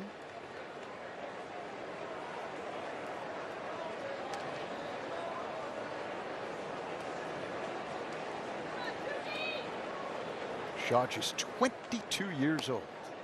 Ooh, breaking ball that's for a a strike. nasty pitch, but Shaw just has a good idea of what he's doing up there at the plate. You see here 53 career home runs at Maryland, 2023 Big Ten Player of the Year. So there's a reason why he was a first-round pick and selected by the Cubs.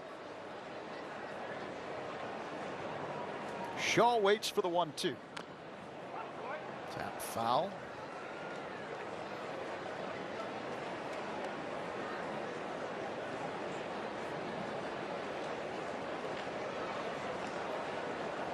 I love his approach and his setup. It's so compact, quiet. You will see him occasionally chase a ball outside the strike zone, but this is really the first time over the last 4 days that I've been able to see Shaw on a regular basis, just from him going from, like you talked about, moving up quickly through the minor league system, going from A-ball, playing in some games last year in Double-A, being his first spring training. He's really impressed me, and I'm sure a lot of Cubs front office. And you wonder if he can make the same sort of ascent this year. Making an impression there on his manager, Craig Counsell. Now the 2-2. Low, full count. Spit on that pitch. Borderline pitch. Now you get yourself into a 3-2 count.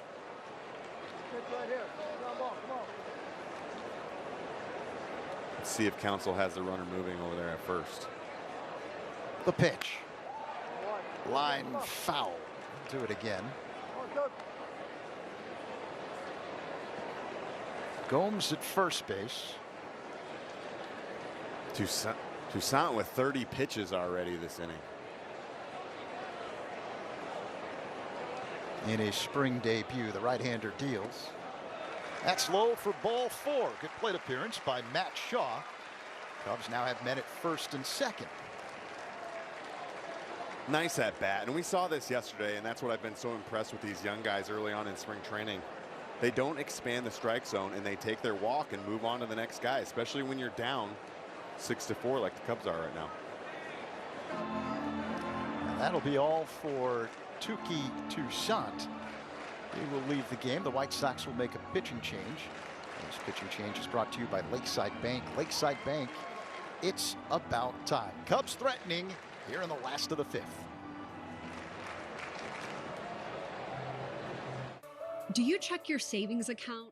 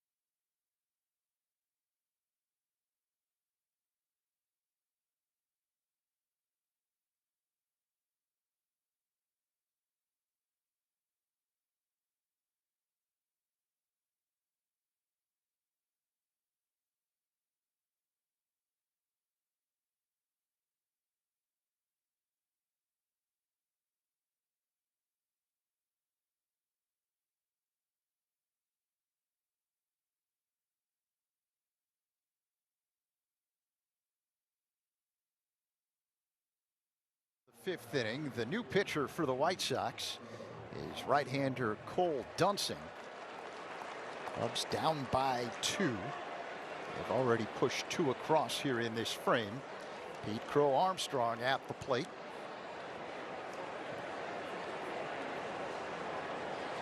Dunsing deals.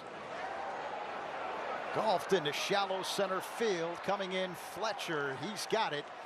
And Yan Gomes just gets back to second to avoid being doubled off. Well, that was one of those ones where PCA golfed it into center field. Gomes does a nice job right here reading it, getting back to second base. That ball didn't get in the sun apparently, but Yan Gomes, being the professional that he is, getting back and not getting doubled up to extend the inning for Owen Casey. So 2 down, Casey at the plate. The pitch low for a ball. 1-0. Casey's been red hot over the last 2 days. 3 hits yesterday. He's 1 for 2 today. Singled in the 4th. Now the pitch. Ball 2. Cole Dunsing on the hill. 6'4", 195 pounds.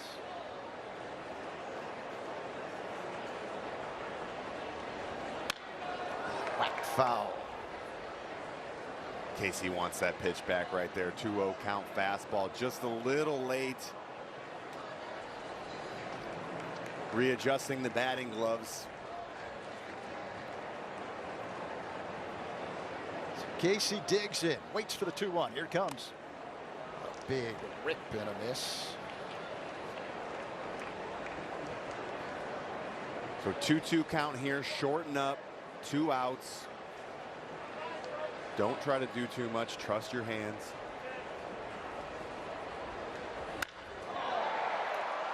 Line drive, deep left field. Going back is Burdick. He looks up, and this one's gone. Owen Casey goes the other way. And the Cubs take the lead. 7-6 over the White Sox here in the 5th.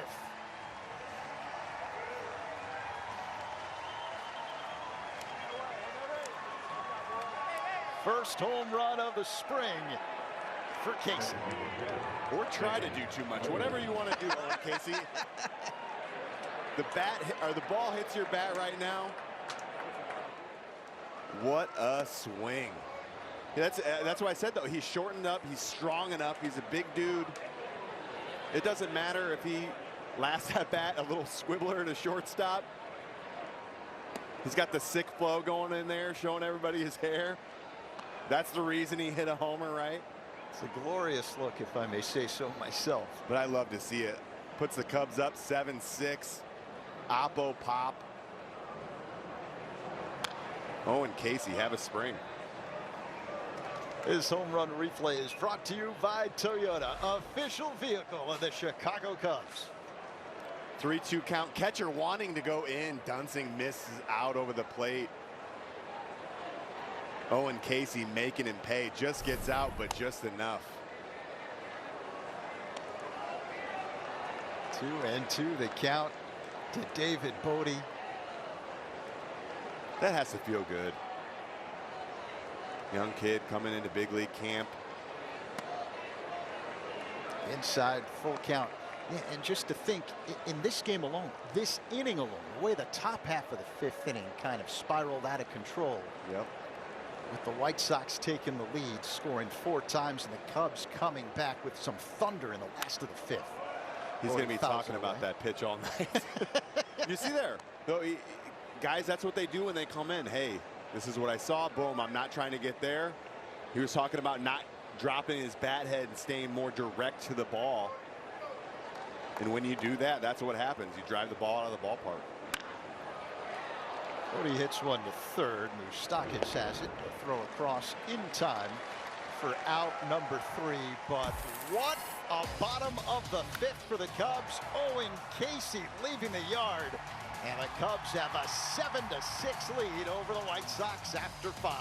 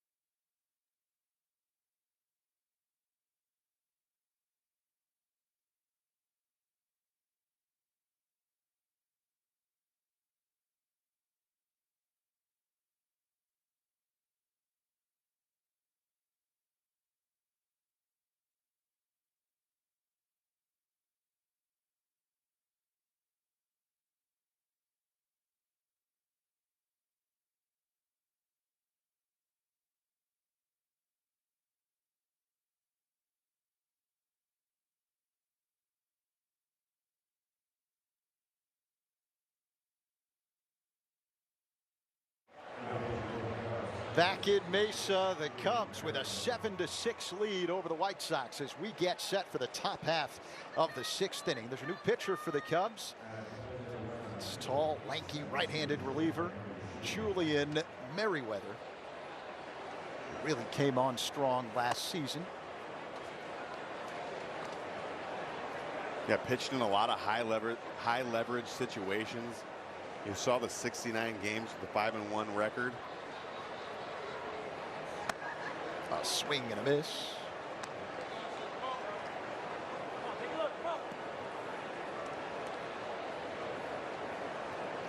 The shortstop, Shoemake, at the dish. Came in as a replacement for Paul DeYoung.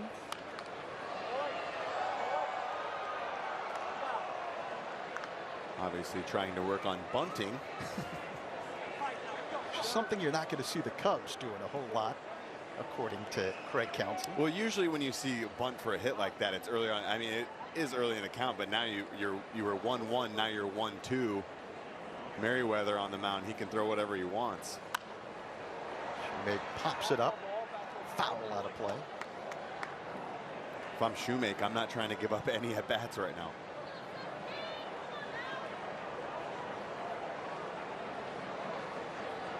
Shoemake, one of the guys the White Sox acquired in the Aaron Bummer deal this offseason. The pitch, swing and a miss, strike 3. Let's go down to Elise. I have got Owen Casey, who just hit a bomb ski. How does it feel for you right now at the plate? I'm seeing it well. I'm really just trying to stay within my approach of being center field and lay off anything that's not in my go zone. Your go zone is when I talked to Counsell about you earlier. He's like, if you pitch it low to Owen Casey, he's probably going to hit it hard somewhere, which is what you continue to show. When you stick to the approach, like how can you be so consistent in that? Being consistent with my approach, really just staying focused and staying like stubborn to like I'm not gonna swing if it's outside of my zone. Obviously I'm gonna, but really just being stubborn with my approach and really just trying to hone in on that one spot. Around this time last year, you were playing for Team Canada. You were picking the brain of Freddie Freeman. What did that experience do for you now that you're taking away from it? It gave me a sense of confidence, I'm not gonna lie, because it gave me like a sense of belonging, and that I was like, okay, yeah, I'm good enough to be around these players, and we think alike. And it was just really cool to get to like watch him play. It's so interesting. So was it because you got to have those conversations and just be around him that you felt that comfort?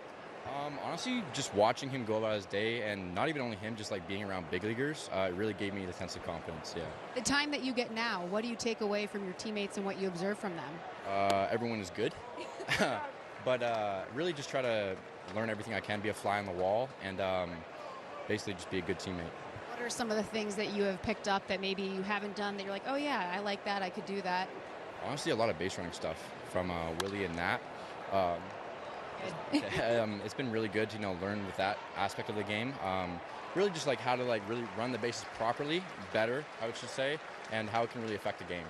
You live with James Triantos, BJ Murray. What can you tell us about this farm system, what's up and coming, and the personalities of these guys? I mean, we're all like a big family, and we're all pretty good at baseball, as I would say, yeah.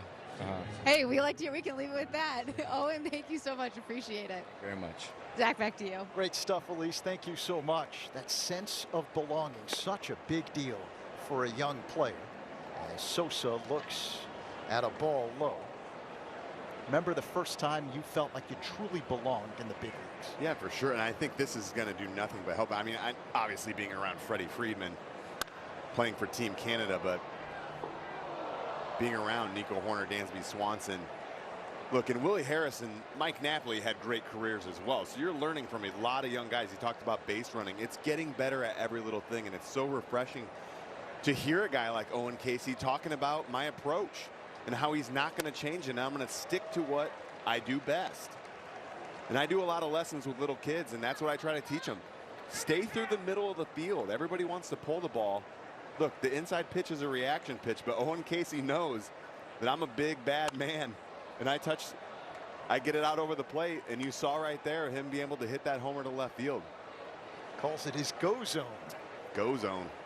He said he's feeling pretty good at the plate right now. Can't blame him. Had 3 hits yesterday and then 2 more today, including the go-ahead 3-run shot in the last of the 5th. Cubs up by 1, 7-6. Rallying to take the lead here. 2 down, top of the 6th. The pitch is popped foul out of play by Sosa. Whole bunch of defensive changes for the Cubs. Wyndham's the new catcher. Canario stays in the game. He's out in center. The pitch. Fly ball, a hit to center field. Canario now fighting the sun and tracks it down for out number 3. Cubs lead 7-6. Middle 6 in Mesa.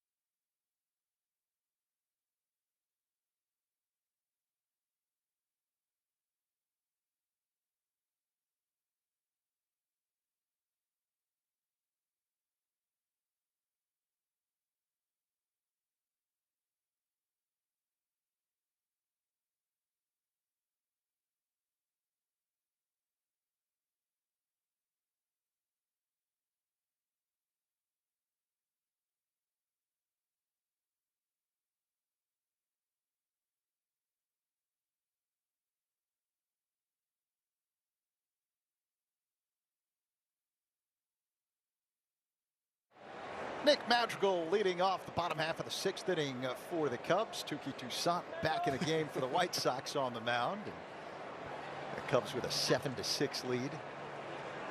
Toussaint started the 5th inning for the White Sox and didn't exactly go well, so he was removed in that 5th inning. But hey, it's Cactus League action. It's the spring. He's back out there on the mound now. If you're wondering, that's why he has 32 pitches right now. Walked the first couple guys, trouble finding the strike zone. Has Madrigal 2-0 right here. The pitch. At the knees for a strike. So 2-1. Spring training, you're working on stuff, right? He's like, hey, I feel like I figured something out while I was sitting here on the bench. Ground ball up the middle and through for a base hit.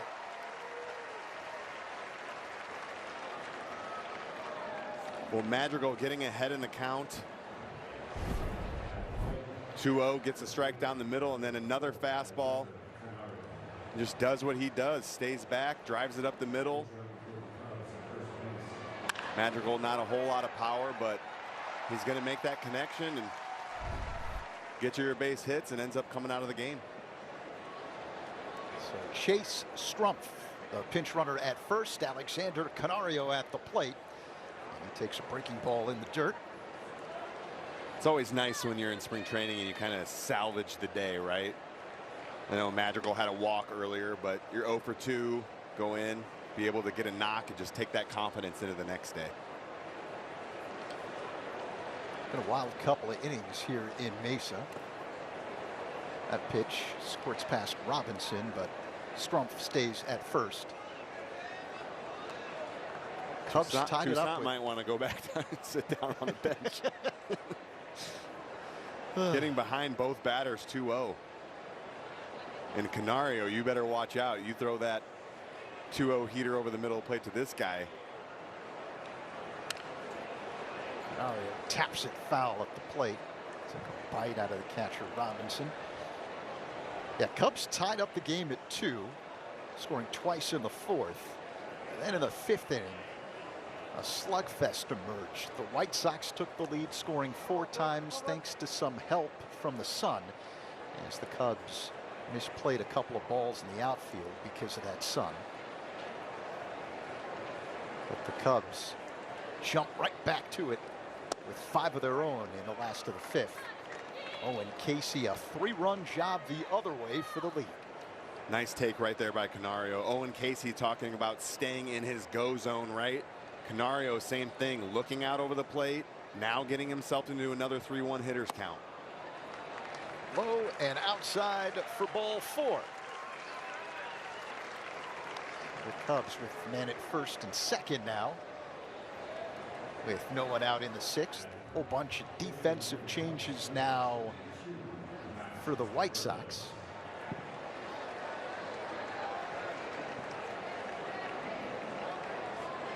Including the former Cub, Rafael Ortega, now in the game, playing left field for the Sox.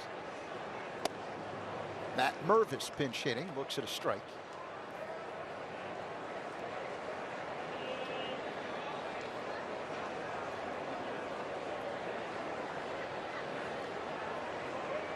Mervis just 25 years old. The pitch. Low for a ball, 1-1. And Mervis talked a little bit yesterday in his exit interview with Elise about he felt like he got around the ball a little bit too much last year when he got called up to the big leagues, and trying to stay inside. Look, these guys are not small. Mervis at 6'2", 225, and we know the power that he has. He can hit for average. Coming in and being able to make those adjustments, I think, this year is what he's going to need to do. Tap foul, 2-2.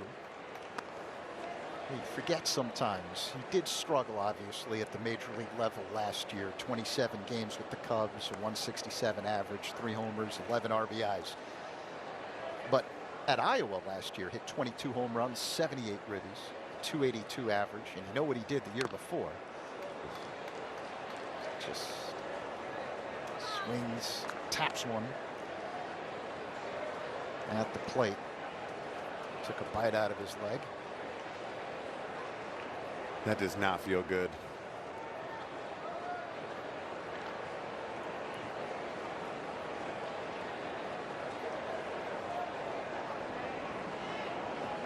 You see the umpire now starting the pitch clock back up. Give Mervis a couple seconds to relax. That's low. I'm sure that's still barking. Oh, yeah. I mean, he'll be icing that after the game. It's tough. Shins, feet. Foul a ball off that hard. Doesn't feel good. Foul off to the right. Count remains 3-2. And that's a ball right there. 3-2 count. Center cut fastball from Toussaint. Mid-season, Mervis probably hammers this ball. Just tails out over the middle of the plate, but that's why I talk about getting those arms a little bit too far extended there. I'd like to see him drive that ball to left field gap. Fouls it away again. And that's why it's so tough. You have guys like Owen Casey that are feeling good right now. Certain guys aren't feeling good. It's just one of those things where when it's so early, it really is all about timing. And there was only 3 or 4 days, right, before. I mean, a lot of position players were down here early, but 3 or 4 days of live pitching before you go into the game. Ball 4. So the base is now loaded for the Cubs with no one out here in the last of the 6th inning.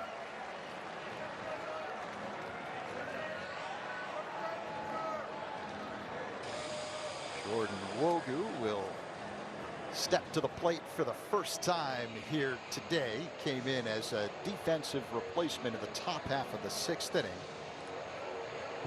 Now the White Sox are making a pitching change. This pitching change is brought to you by Lakeside Bank. Lakeside Bank, it's about time. Cubs threatening. Spring is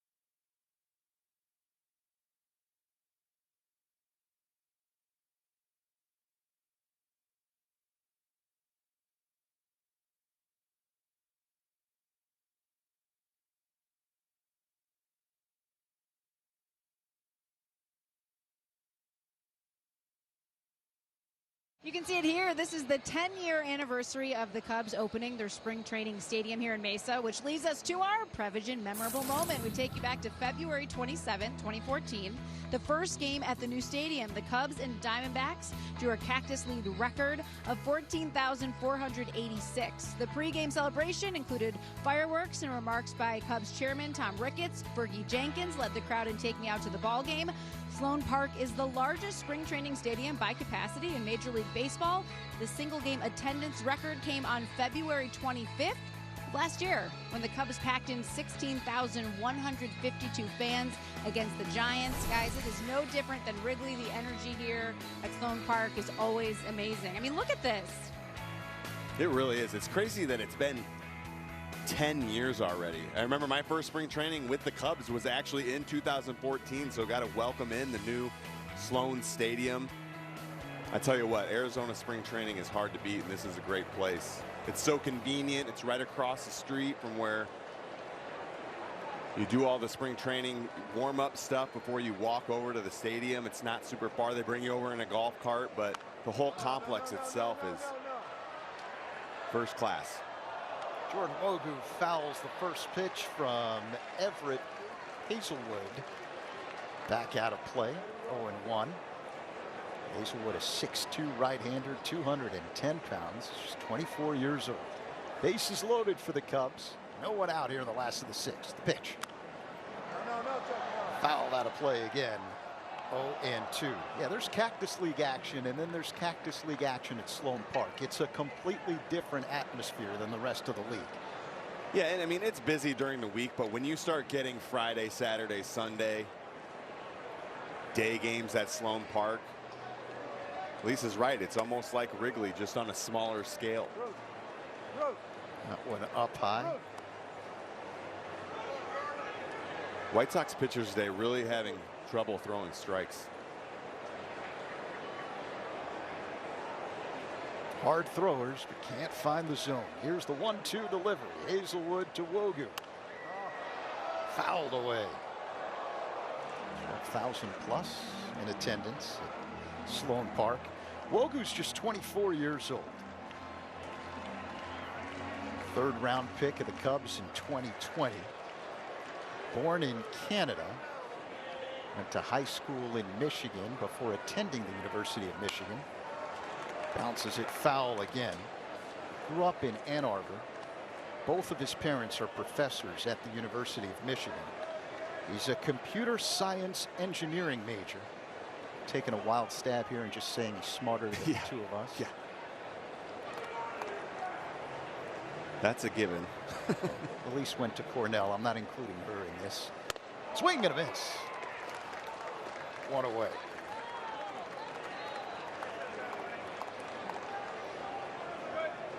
That's heat right there from Hazelwood.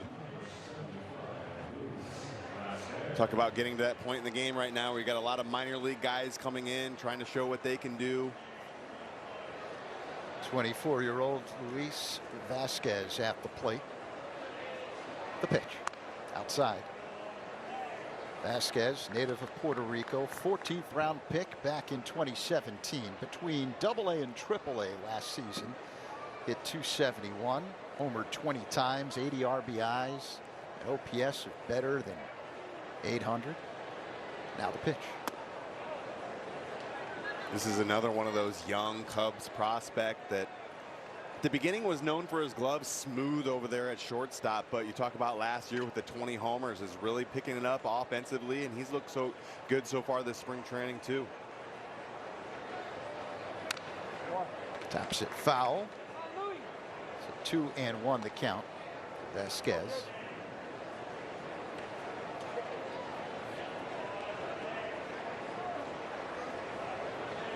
Cubs with the bases loaded. Madrigal, a single to lead off the frame, followed by a couple of walks. Swing and a miss. 2-2. Well, Hazelwood starting to settle down here, inheriting some runners, coming in with bases loaded, no outs.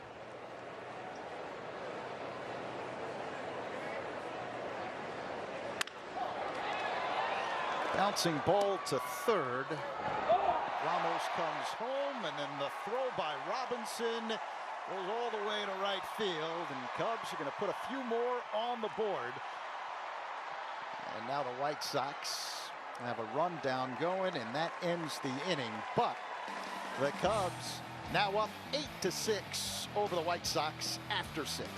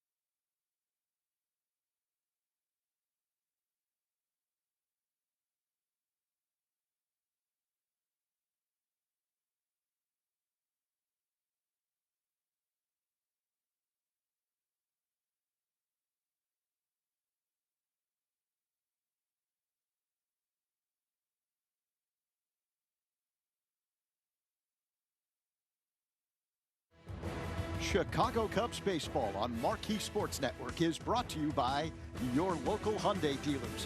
Find the dealer nearest you at buyhyundai.com. By Wintrust, proud legacy partner of the Chicago Cubs and exclusive home of Cubs checking. And by Prevagen. Prevagen is the #1 pharmacist recommended memory support brand.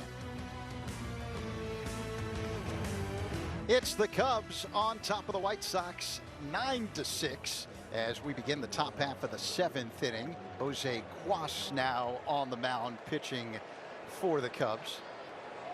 Side-hander acquired last year at the deadline from Kansas City. Jose Cuas giving you that little bit of, like you said, different look. Submarine sidearm, throws that fastball slider. Mervis can't find it. Mervis loses it in the sun and it drops in for a strike. I tell you what, that sun's been tough today. You feel like you're helpless, right? You go back, he's yelling, I got it. Then I don't got it. He doesn't even find it. Vasquez trying to come over, help him out. That's unfortunate. That's three so far this game for the Cubs. Rafael Ortega at the plate, gets new life, and he looks at a ball outside. But Cuas, you talk about another durable arm, able to come out of the bullpen. 72 games last year. Hit high and deep to right. And another sun issue for the Cubs in the outfield as that one drops off to the side of Roederer.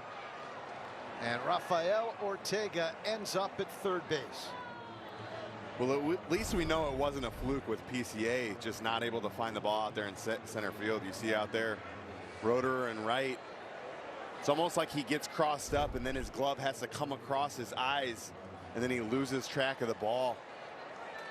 You have to stick with it the whole way. Now, like I said, that sun starts creeping. It's when you used to come in right field at the end of the game, you're like, oh man, now I got to deal with the sun. So Mervis, as you know, is playing first base now. Chase Strumpf stays in the game, and he's at second.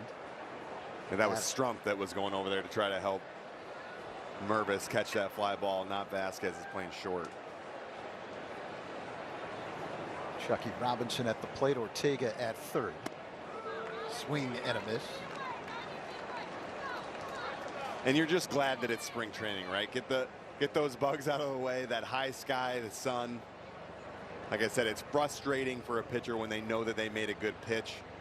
Routine fly ball, but these last couple fly balls and the 2 to PCA, not so much routine when it gets up there in that high sky. Robinson takes the ball outside, 2-2 the count.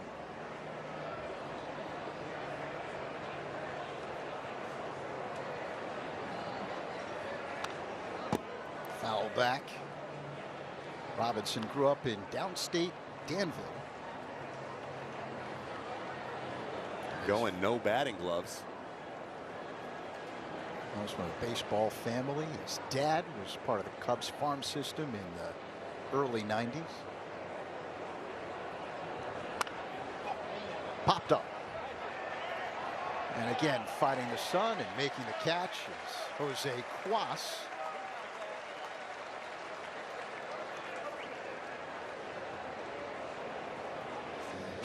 Sign up for Cubs SMS ticket offers for special texts that give you the best access for upcoming games. Text Cubs to 88019. Pitcher Cuas taking control of that pop-up for the out. Cuas told BJ Murray, "Hey, I got this. I'm going to make sure that the ball gets caught right here."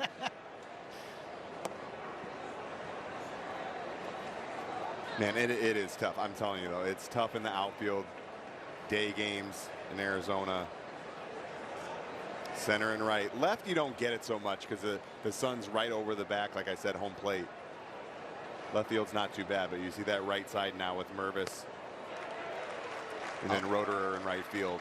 Oscar Colas swings and misses at that offering from Cuas. So 2-1 the count.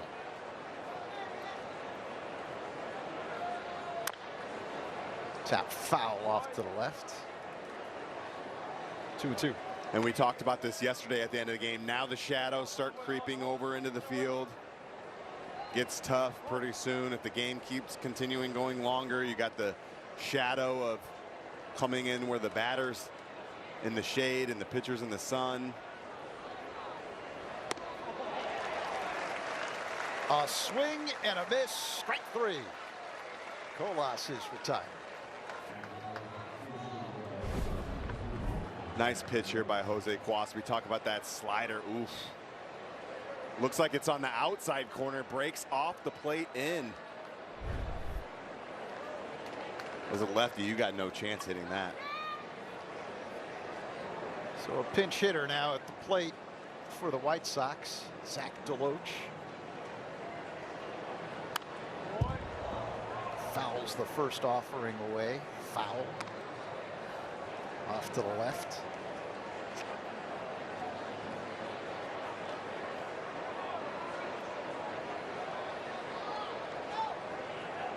Ortega at third, 2 away. Up high. DeLoach replacing Eloy Jimenez.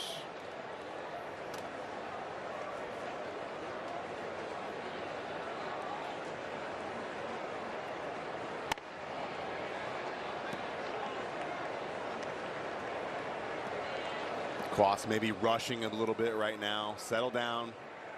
Goes and grabs the rosin bag. Got 18 pitches. Make a couple good quality pitches right here. Throw that sinker. Get a ground out. On the outside corner for a strike. Nice pitch right here. Setting up in, but hits his spot on the outside corner.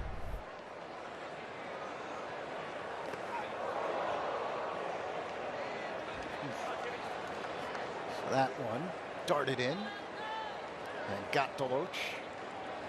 Now men at the corners for the White Sox with 2 down.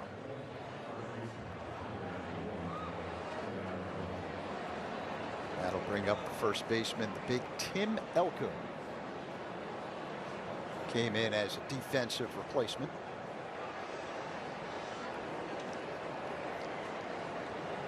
.6'4", 250. He's got some pop, obviously. Hit 26 home runs in the minors last year.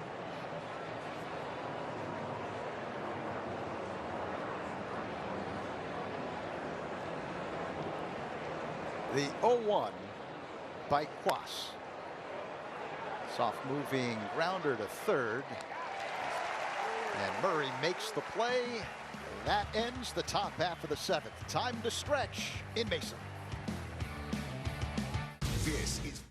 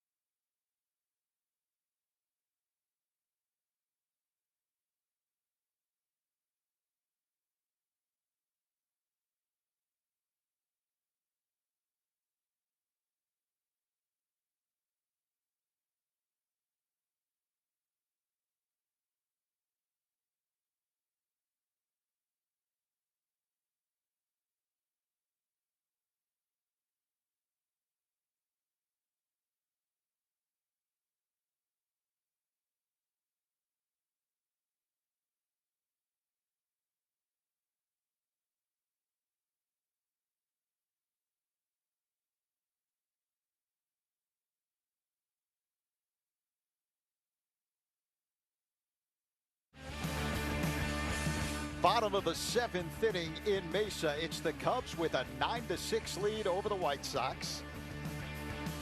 Cubs taking the lead, scoring 5 times in the last half of the fifth inning. Owen Casey, a 3-run home run the other way to put the Cubs ahead. And there's a new man on the mound for the White Sox to begin the last of the seventh. Justin Anderson, a right-hander.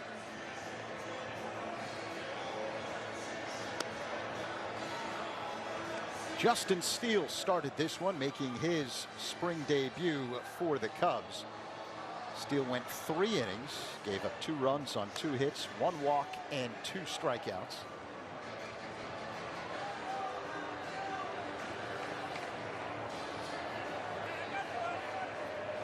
Well, I'm going to need Elise to do a little bit more research, I think, instead of just worrying about the glasses from Jordan Wicks and Javier Assad. She's going to need to find out in the 7th inning stretch. We heard that band there, the Trampled by Turtles. Why? How do you come up with that name? Talk about a tough assignment.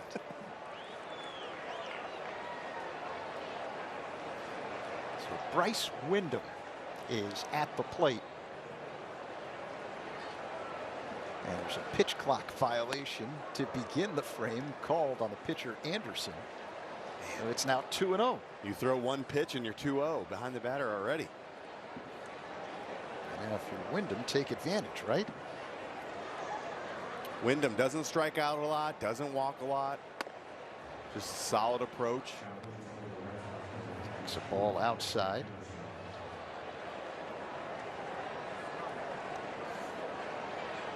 Excuse me. Strike, 2-1 the count. The pitch. In there for strike 2.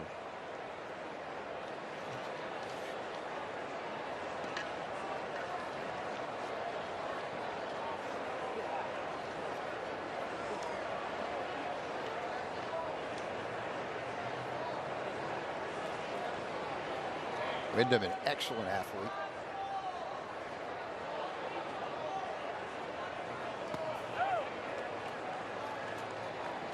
Looks at a ball low. He actually had a basketball scholarship offer to Toledo out of high school, but decided to stick with baseball and play a whole variety of different positions. Swing and a miss. Strike 3, 1 away. Located in the first row of the left field bleachers, the Hornitos Hacienda offers an incredible view of Wrigley Field. Be sure to bring your glove, as a Cubs player might provide a souvenir. For details, visit Cubs.com/premier.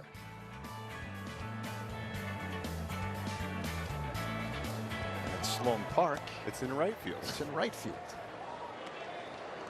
But also a glorious view. And always a chance to catch a souvenir. DJ Murray in the box. Here's the 1-0.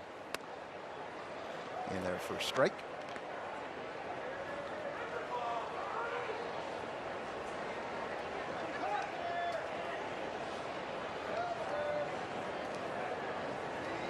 Murray, 16 homers and 74 RBIs last year. Another good young Cubs prospect.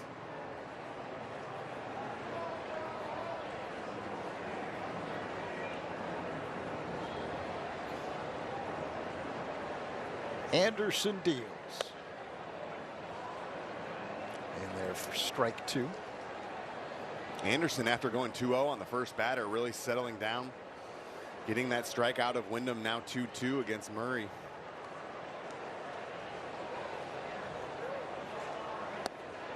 He swings and misses. Strike 3. 2 down. Just a nasty pitch right there. They like to say down and in's a sweet spot to a lefty, but when it starts getting below the shins, it's tough to lay off that pitch right there, but not going to do much damage. Here's Cole Roederer. Swing and a miss. Well, Roederer is looking to redeem himself after that fly ball that should have been an out, but lost it in the sun, that ended up turning into a triple. Now you come up to bat and trying to do some damage. The 0-1. That's low. Yeah, the sun has given the Cubs fits here this afternoon, even though they've got the 9-6 lead.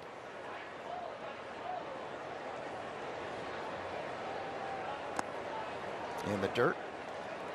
Pete Crow Armstrong lost a couple in the sun in the 5th. Matt Mervis lost a ball in foul territory. And Roederer lost one in right. And it looks like Roederer, I'm going to talk about glasses again, has some glasses in the outfield, and then he has some when he comes up to the plate too as well. Looks like prescription, somewhat, I'm sure his glasses in the outfield are prescription as well, but I would think that would play a little different. Your eyes are such a big, when you're up at the plate, being able to pick up the spin on balls. But nice pitch, able to lay off right there. Slider down in the dirt. Cubs get their first base runner at the bottom of the 7th. Yeah, so Roederer draws a walk and he heads to first. Cubs with a 9-6 advantage. Will bring up the designated hitter David Bodie.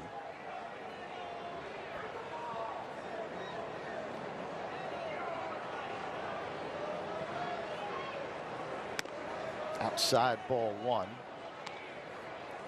Bodie drew a bases loaded walk in the 4th for an RBI.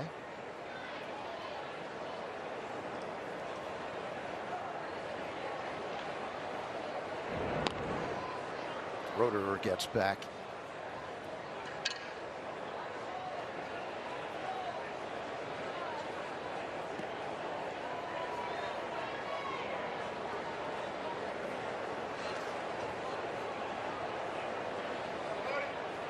Now the 1-0 on the outside corner for a strike. Bodie had those 5 years initially with the Cubs, and then last year spent the entire season in the minors. Yeah, no longer on the 40-man. Good insurance policy though for the Cubs, right? Still under contract. I think if you're in Bodie's situation, you just have to keep playing, keep showing that the Cubs know what David Bodie can do. It's just there's so many guys at multiple positions right now. It's tough to find a spot. Fly ball, a hit to left. And that is out number 3. When a rookie stunt...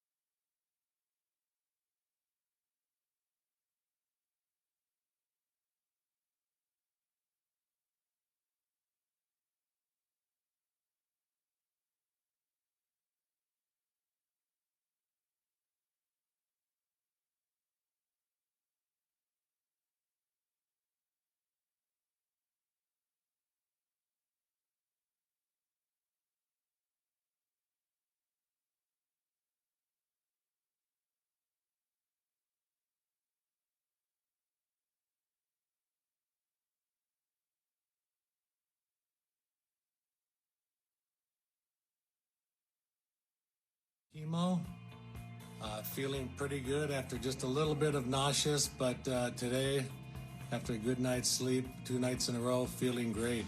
Anyway, I think the thing that comes to mind on this Friday is the word grateful, and I have a lot to be grateful for. I'm grateful for my family and their support and love on a daily basis.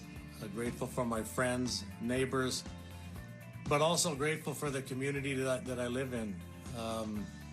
There's been tremendous acts of kindness along the way, and it goes a long way, almost to bring tears to my eyes, to be honest with you. From the garbage man to the mailman to restaurants to the dog groomers, across the board, the acts of kindness have been awesome. So I appreciate that very, very much. So appreciate it. Very grateful today, and feeling good as I get through this journey. Thanks for everyone for their support and love, and for reaching out. It's been awesome. Thank you. And Rhino, we are grateful for you, the support, of course, coming from your Cubs family as well, tweeting out, "We are with you every step of the way." Rhino, you can see Hap there wearing the strong with the 23 in the middle of it. You know, we learned back in January that Rhino was diagnosed with metastatic prostate cancer, and that's when he started treatment.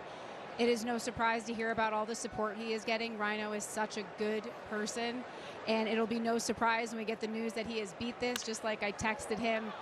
He's going to tackle this like he has everything else in life, as a winner. And he texted me back, "I got this W." So, Rhino, we believe in you. You got this. We love you. You have all of our support. Well said, Elise. I think all of us agree, the same sentiments, not just us here at Marquee, but I think all Cub fans everywhere. It's a big year for Rhino. Cubs are going to be unveiling that statue at Gallagher Way on June 23rd. What a moment for the Hall of Famer. And you know that "I've got this W" text. Look right here. He sent me one of them too, with an exclamation point and a fist emoji. That's awesome. Rhino's a fighter. Pop fly, shallow center. Canario under it, and he makes the catch. Colton Brewer, veteran right-hander, on the mound now for the Cubs.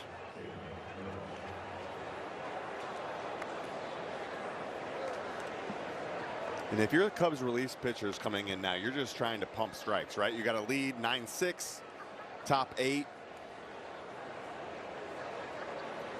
Jacob Burke, the center fielder for the White Sox, looks at a pitch up high for a ball, 1-0. No need to try to be too cute and try to pick at the corners. Work on your stuff. Work on glove side, arm side.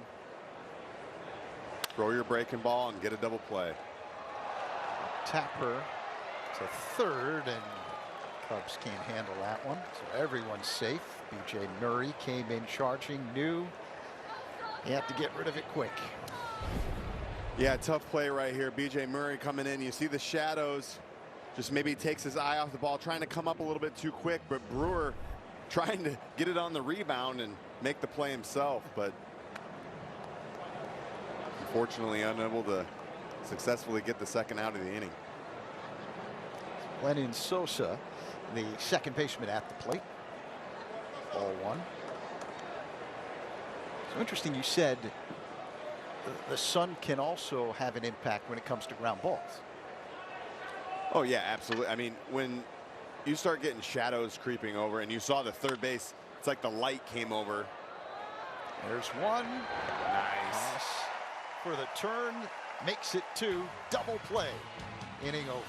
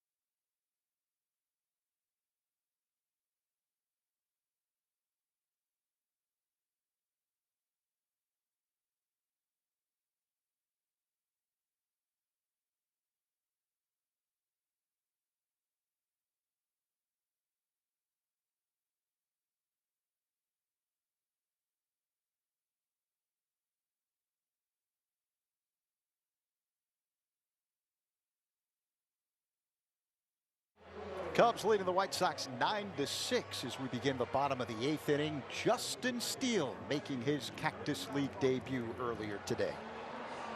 First taste of game action, seeing live hitters. What was it like? You know, what were your main takeaways from today? It was really good. Felt good. I really liked that I went back out there for the third. You know, got the pitch count up, the 3 up downs. You know, getting my body to the point where I was starting to get a little bit tired towards the end. It's good to, you know, get that one out of the way with the first one and start building from there. What adjustments have you made at this point, going like this, I guess, couple weeks now into spring, from what you learned from last year's spring experience and how that prepped you for the year you had? Have there been any adjustments you've made in these first few weeks to try and build off of last year and what you learned? Not too many adjustments, maybe a little bit different mentality and intentions. I'm definitely, I would say this year, just focusing more on making sure everything's ready, my body's ready for opening day, you know, the start of season and everything. So I think a little bit last year I was wanting to be a little bit ready, a little sooner in my head. But this year, you know, I like where we're at progression-wise. Is making that opening day start a goal of yours? It's something that happens. If it happens, it happens. It's not something I put too much focus on. How important is it for you to not just equal last season, but try and take a step forward? Yeah, I mean, for me, I kind of look at it as it's really cool that, you know, last year happened and everything, but, you know, it's on to this year. You know, got to do it again, and just kind of how I'm looking at it, so I just got to do it again. Were you able to mix in your other secondary pitches today? Yeah, that was another thing I was really happy with today. Threw some good sinkers, some good change-ups, mixed in the curveball a few times, so I was really happy with my secondary pitches. I have a weird question. Besides health, what would make you unhappy after a start? Like, what things that would bother you?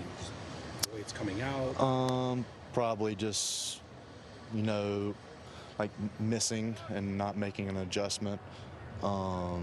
You know, trying to make adjustments, but it's not working. That would be something that would be frustrating. But you were okay with yeah, I felt really good out there. Was honed in with my four seam on the glove side. Sinkers were good, off speeds, offerings were good. Maybe a few lazy sliders I flipped in, but other than that, really good outing. So Justin Steele happy after his spring debut as Alexander Canario bounces that one foul. Ryan, what do you think of what you heard from Justin Steele? No, I mean, I like that mentality. He's almost like, I'm turning the page on last year. I was 16-5 and I know I was an all-star, but hey, there's things that I can learn and get better at. You heard him talk about maybe how he got ready. I felt like I needed to be ready earlier, but now I know I have a little bit of time. It's just those different things. I think we heard Craig Counsell talk about it. Every year is different. Your body adjusts. You get a year older. He talked about building up. He felt good. Maybe a little fatigue going into that third inning, and that's why it's so important for these guys to start off throwing 3 innings, then move to 4, and then 5. So Justin Steele knows what he needs to do to get ready for the season. Like he said, he felt good about his pitches, his fastball, maybe flipped up a couple sliders that were lazy, but that's to be expected. Overall, great outing, and look, first outing of spring training, so there's plenty to build on from there. Full count with Canario at the plate.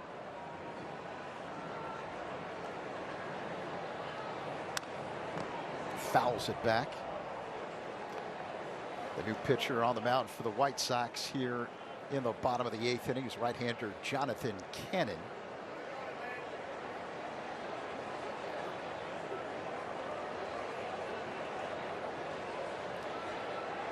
Out pitch. Ground ball, base hit into right field. Canario going the other way.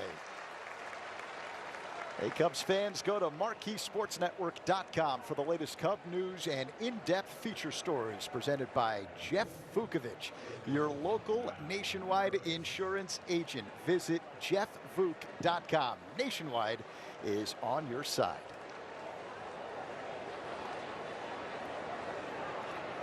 Now Matt Mervis stands in.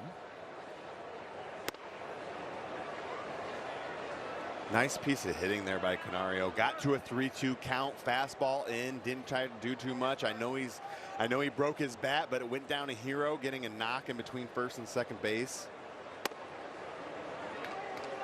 Strike called on the outer half. This just shows you the development of a hitter, right?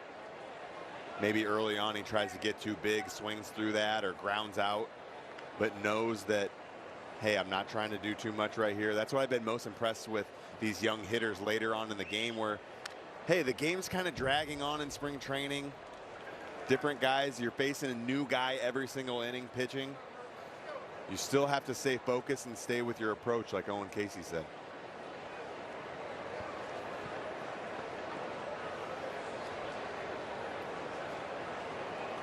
What we learned from Canario, I think, last year, his ability to bounce back. You know, he's just 23 years old, but he had a couple of major injuries to get over. Inside for a ball. 2-2 now on Mervis. Remember, he had that ankle and shoulder issue. He really did, and I can tell you from experience, even though you come back from the injury, that next year, you're not 100%. Sky high fly ball to center field. Underneath it, Burke fights the sun and makes the catch. And Canario has to retreat back to first. But going back to staying healthy, you can do all the rehab you want, but getting into an actual game and feeling like you're 100%, those muscles around the ankle, the knee, whatever the injury is. Canario this year looks healthy, 100%. Now you can go into this year ready to start the season at the end of March. Jordan Wogu at the plate. His second at bat this afternoon.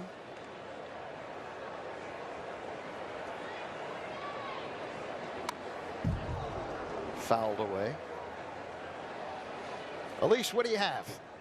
And everything you guys are talking about, everything you guys were talking about with Canario, it's exactly the conversation I had with him earlier. Just he's really happy to be healthy. He can just tell he's really grateful. That's just kind of what he kept repeating. He's grateful to be healthy and the fact that right now he can contribute and be out there playing. And I asked him about the fact that, he's competing for that spot. And he said, I'm just really happy they're taking me into consideration, that he has this opportunity to go out there. He just wants to do whatever, the best job that he can, and whatever decision they make, so be it. And it's just, you can hear in him, there's like a calmness. He's just happy to be out there playing and taking everything in stride. Well, it's right. As a player, you can only control what you can control, right? And what you can control is how you play on your field and your attitude. The front office is ultimately going to make the decision on who's going to be on this team. And if Canario does not make the team, he will be up here at some point. He's that good of young talent. Canario takes second on the wild pitch. You see him taking his secondary lead, reading the ball in the dirt. Something that these guys work on the backfield all the time with Willie Harris.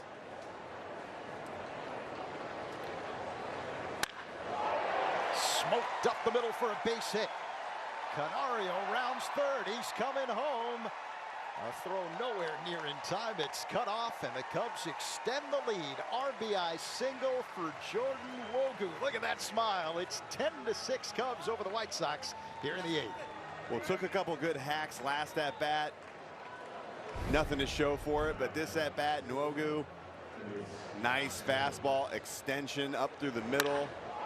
Just goes to show you, taking that extra base by Canario on the pass ball. A little bobble there out in center field by Burke. Nice job.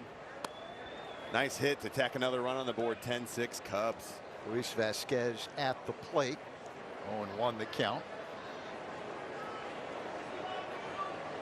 Wogu has had a tough time of it down in the minors. Third round pick back in 2020. Last year hit under 200. Did show a little bit of power.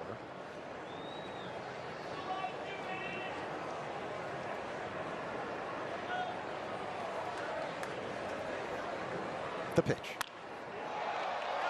Line drive. That squirts into left field. Wogu on his way to third base. And the Cubs continuing to apply the pressure. Men at the corners.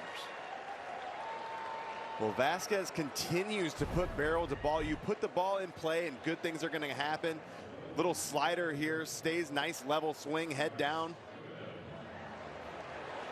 Third baseman unable to make the play. I thought he caught it at first, and then it shoots out into left field, putting runners at first and third with 2 outs. Ruled a hit. Here's Bryce Windham. And he takes a ball high and outside.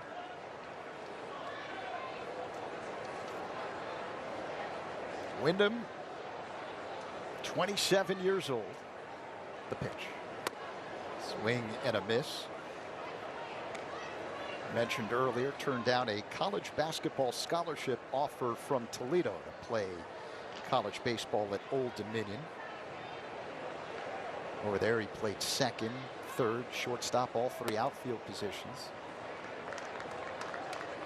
The Cubs made him focus on catching a couple of years ago, and that's primarily where he's been. Started catching full-time in 2022. Pop foul out of play. 2-2 the count. You wonder if he's challenging any guys there in that Cubs locker room to a shootout, having possibly played college basketball. Looks like he's doing pretty well so far for himself, though.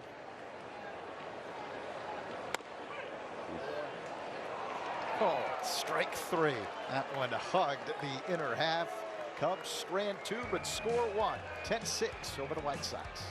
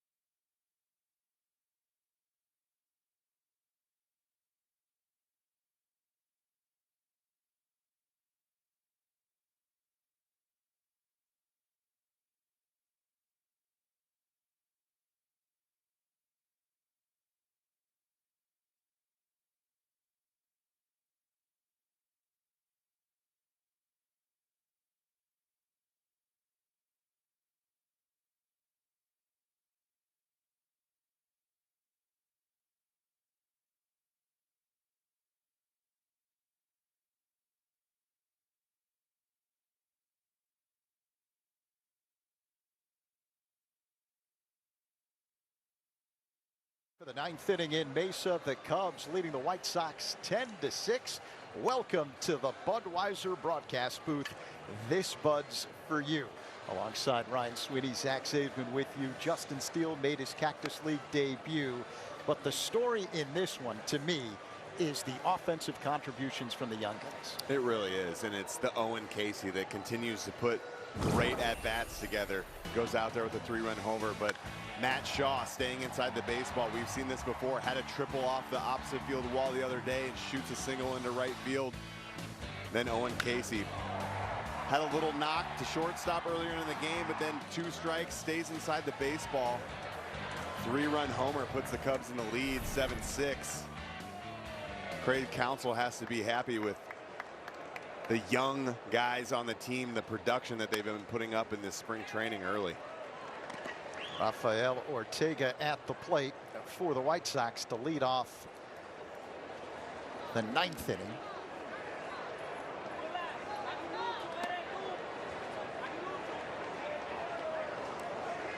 One and one the count.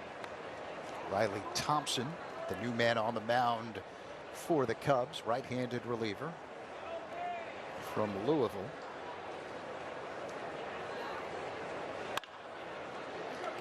A bouncing ball hit on the right side. The underhand toss from Mervis to Thompson, one away. Nice job by Thompson. Heads up, getting over there. PFP covering first base. Kind of falls off to the right, but Mervis makes a good play and able to get Ortega for the first out. Chucky Robinson steps to the plate for the White Sox with 1 down here in the 9th. Thompson deals in there for a strike. Here's a look at Steinhoffel's upcoming schedule. We'll get to that right after this pitch.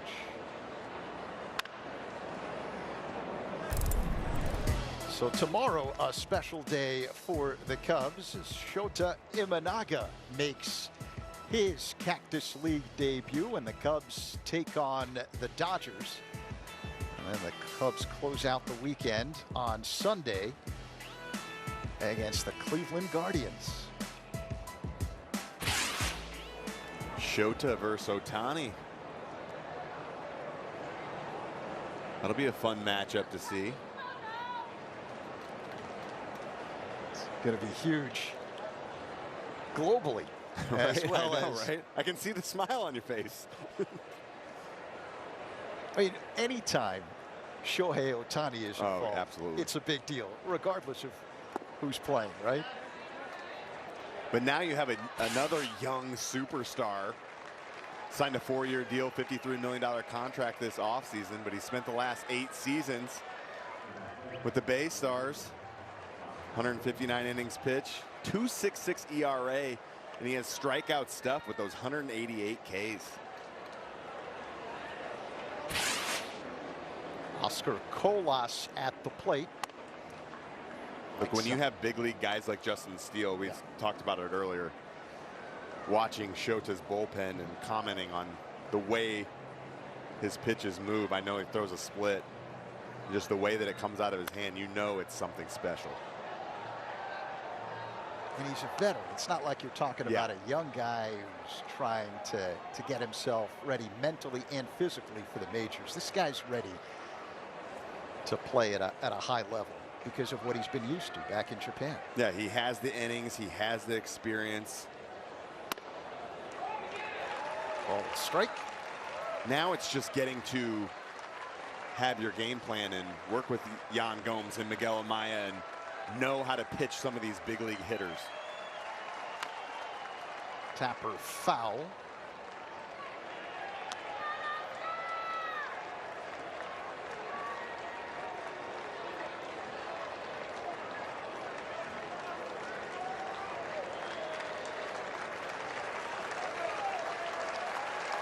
Here's the pitch.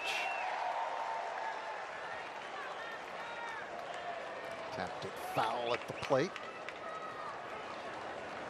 Thompson's got an impressive curveball, and that's what I talked about later on. You get 10-6. You have the lead, just go throw strikes. Pound the strike zone. Fly ball to center. This should do it. Canario makes the catch, and the Cubs win the ball game. They beat the White Sox 10-6. And now let's hear that song.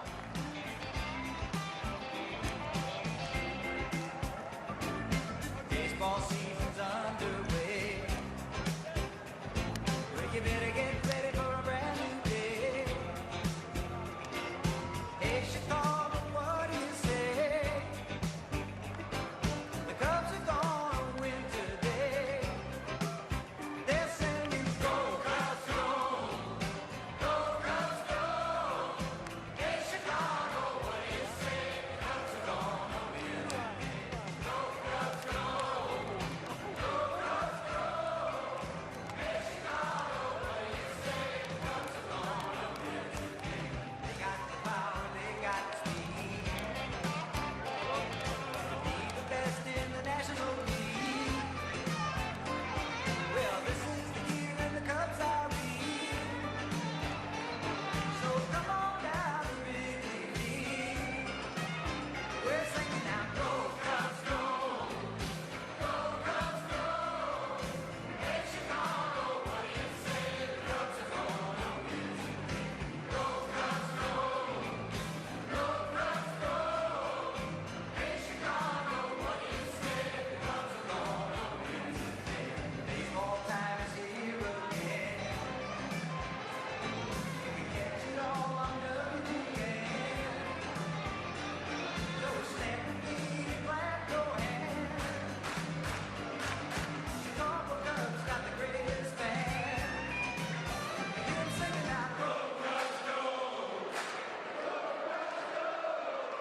Hey, Chicago, what do you say? The Cubs are gonna win today. Let's go! Hey, Chicago, what do you say? The Cubs are gonna win today. Festive atmosphere in Mesa. What a day. For Ryan Sweeney, Elise Menaker, and our entire crew, I'm Zach Zaidman. Thanks for watching Chicago Cubs Spring Training Baseball here on Marquee Sports Network. 10-6 Cubs is your final score from Mesa. Tomorrow, the Cubs will take on the Dodgers. Shota Imanaga is expected to make his spring debut. You'll see it right here on Marquee Sports Network from the Sportsnet LA broadcast. We'll have that for you at 2 o'clock Central, and then we'll see you on Sunday as the Cubs host the Guardians. Have a good rest of your Friday, everybody.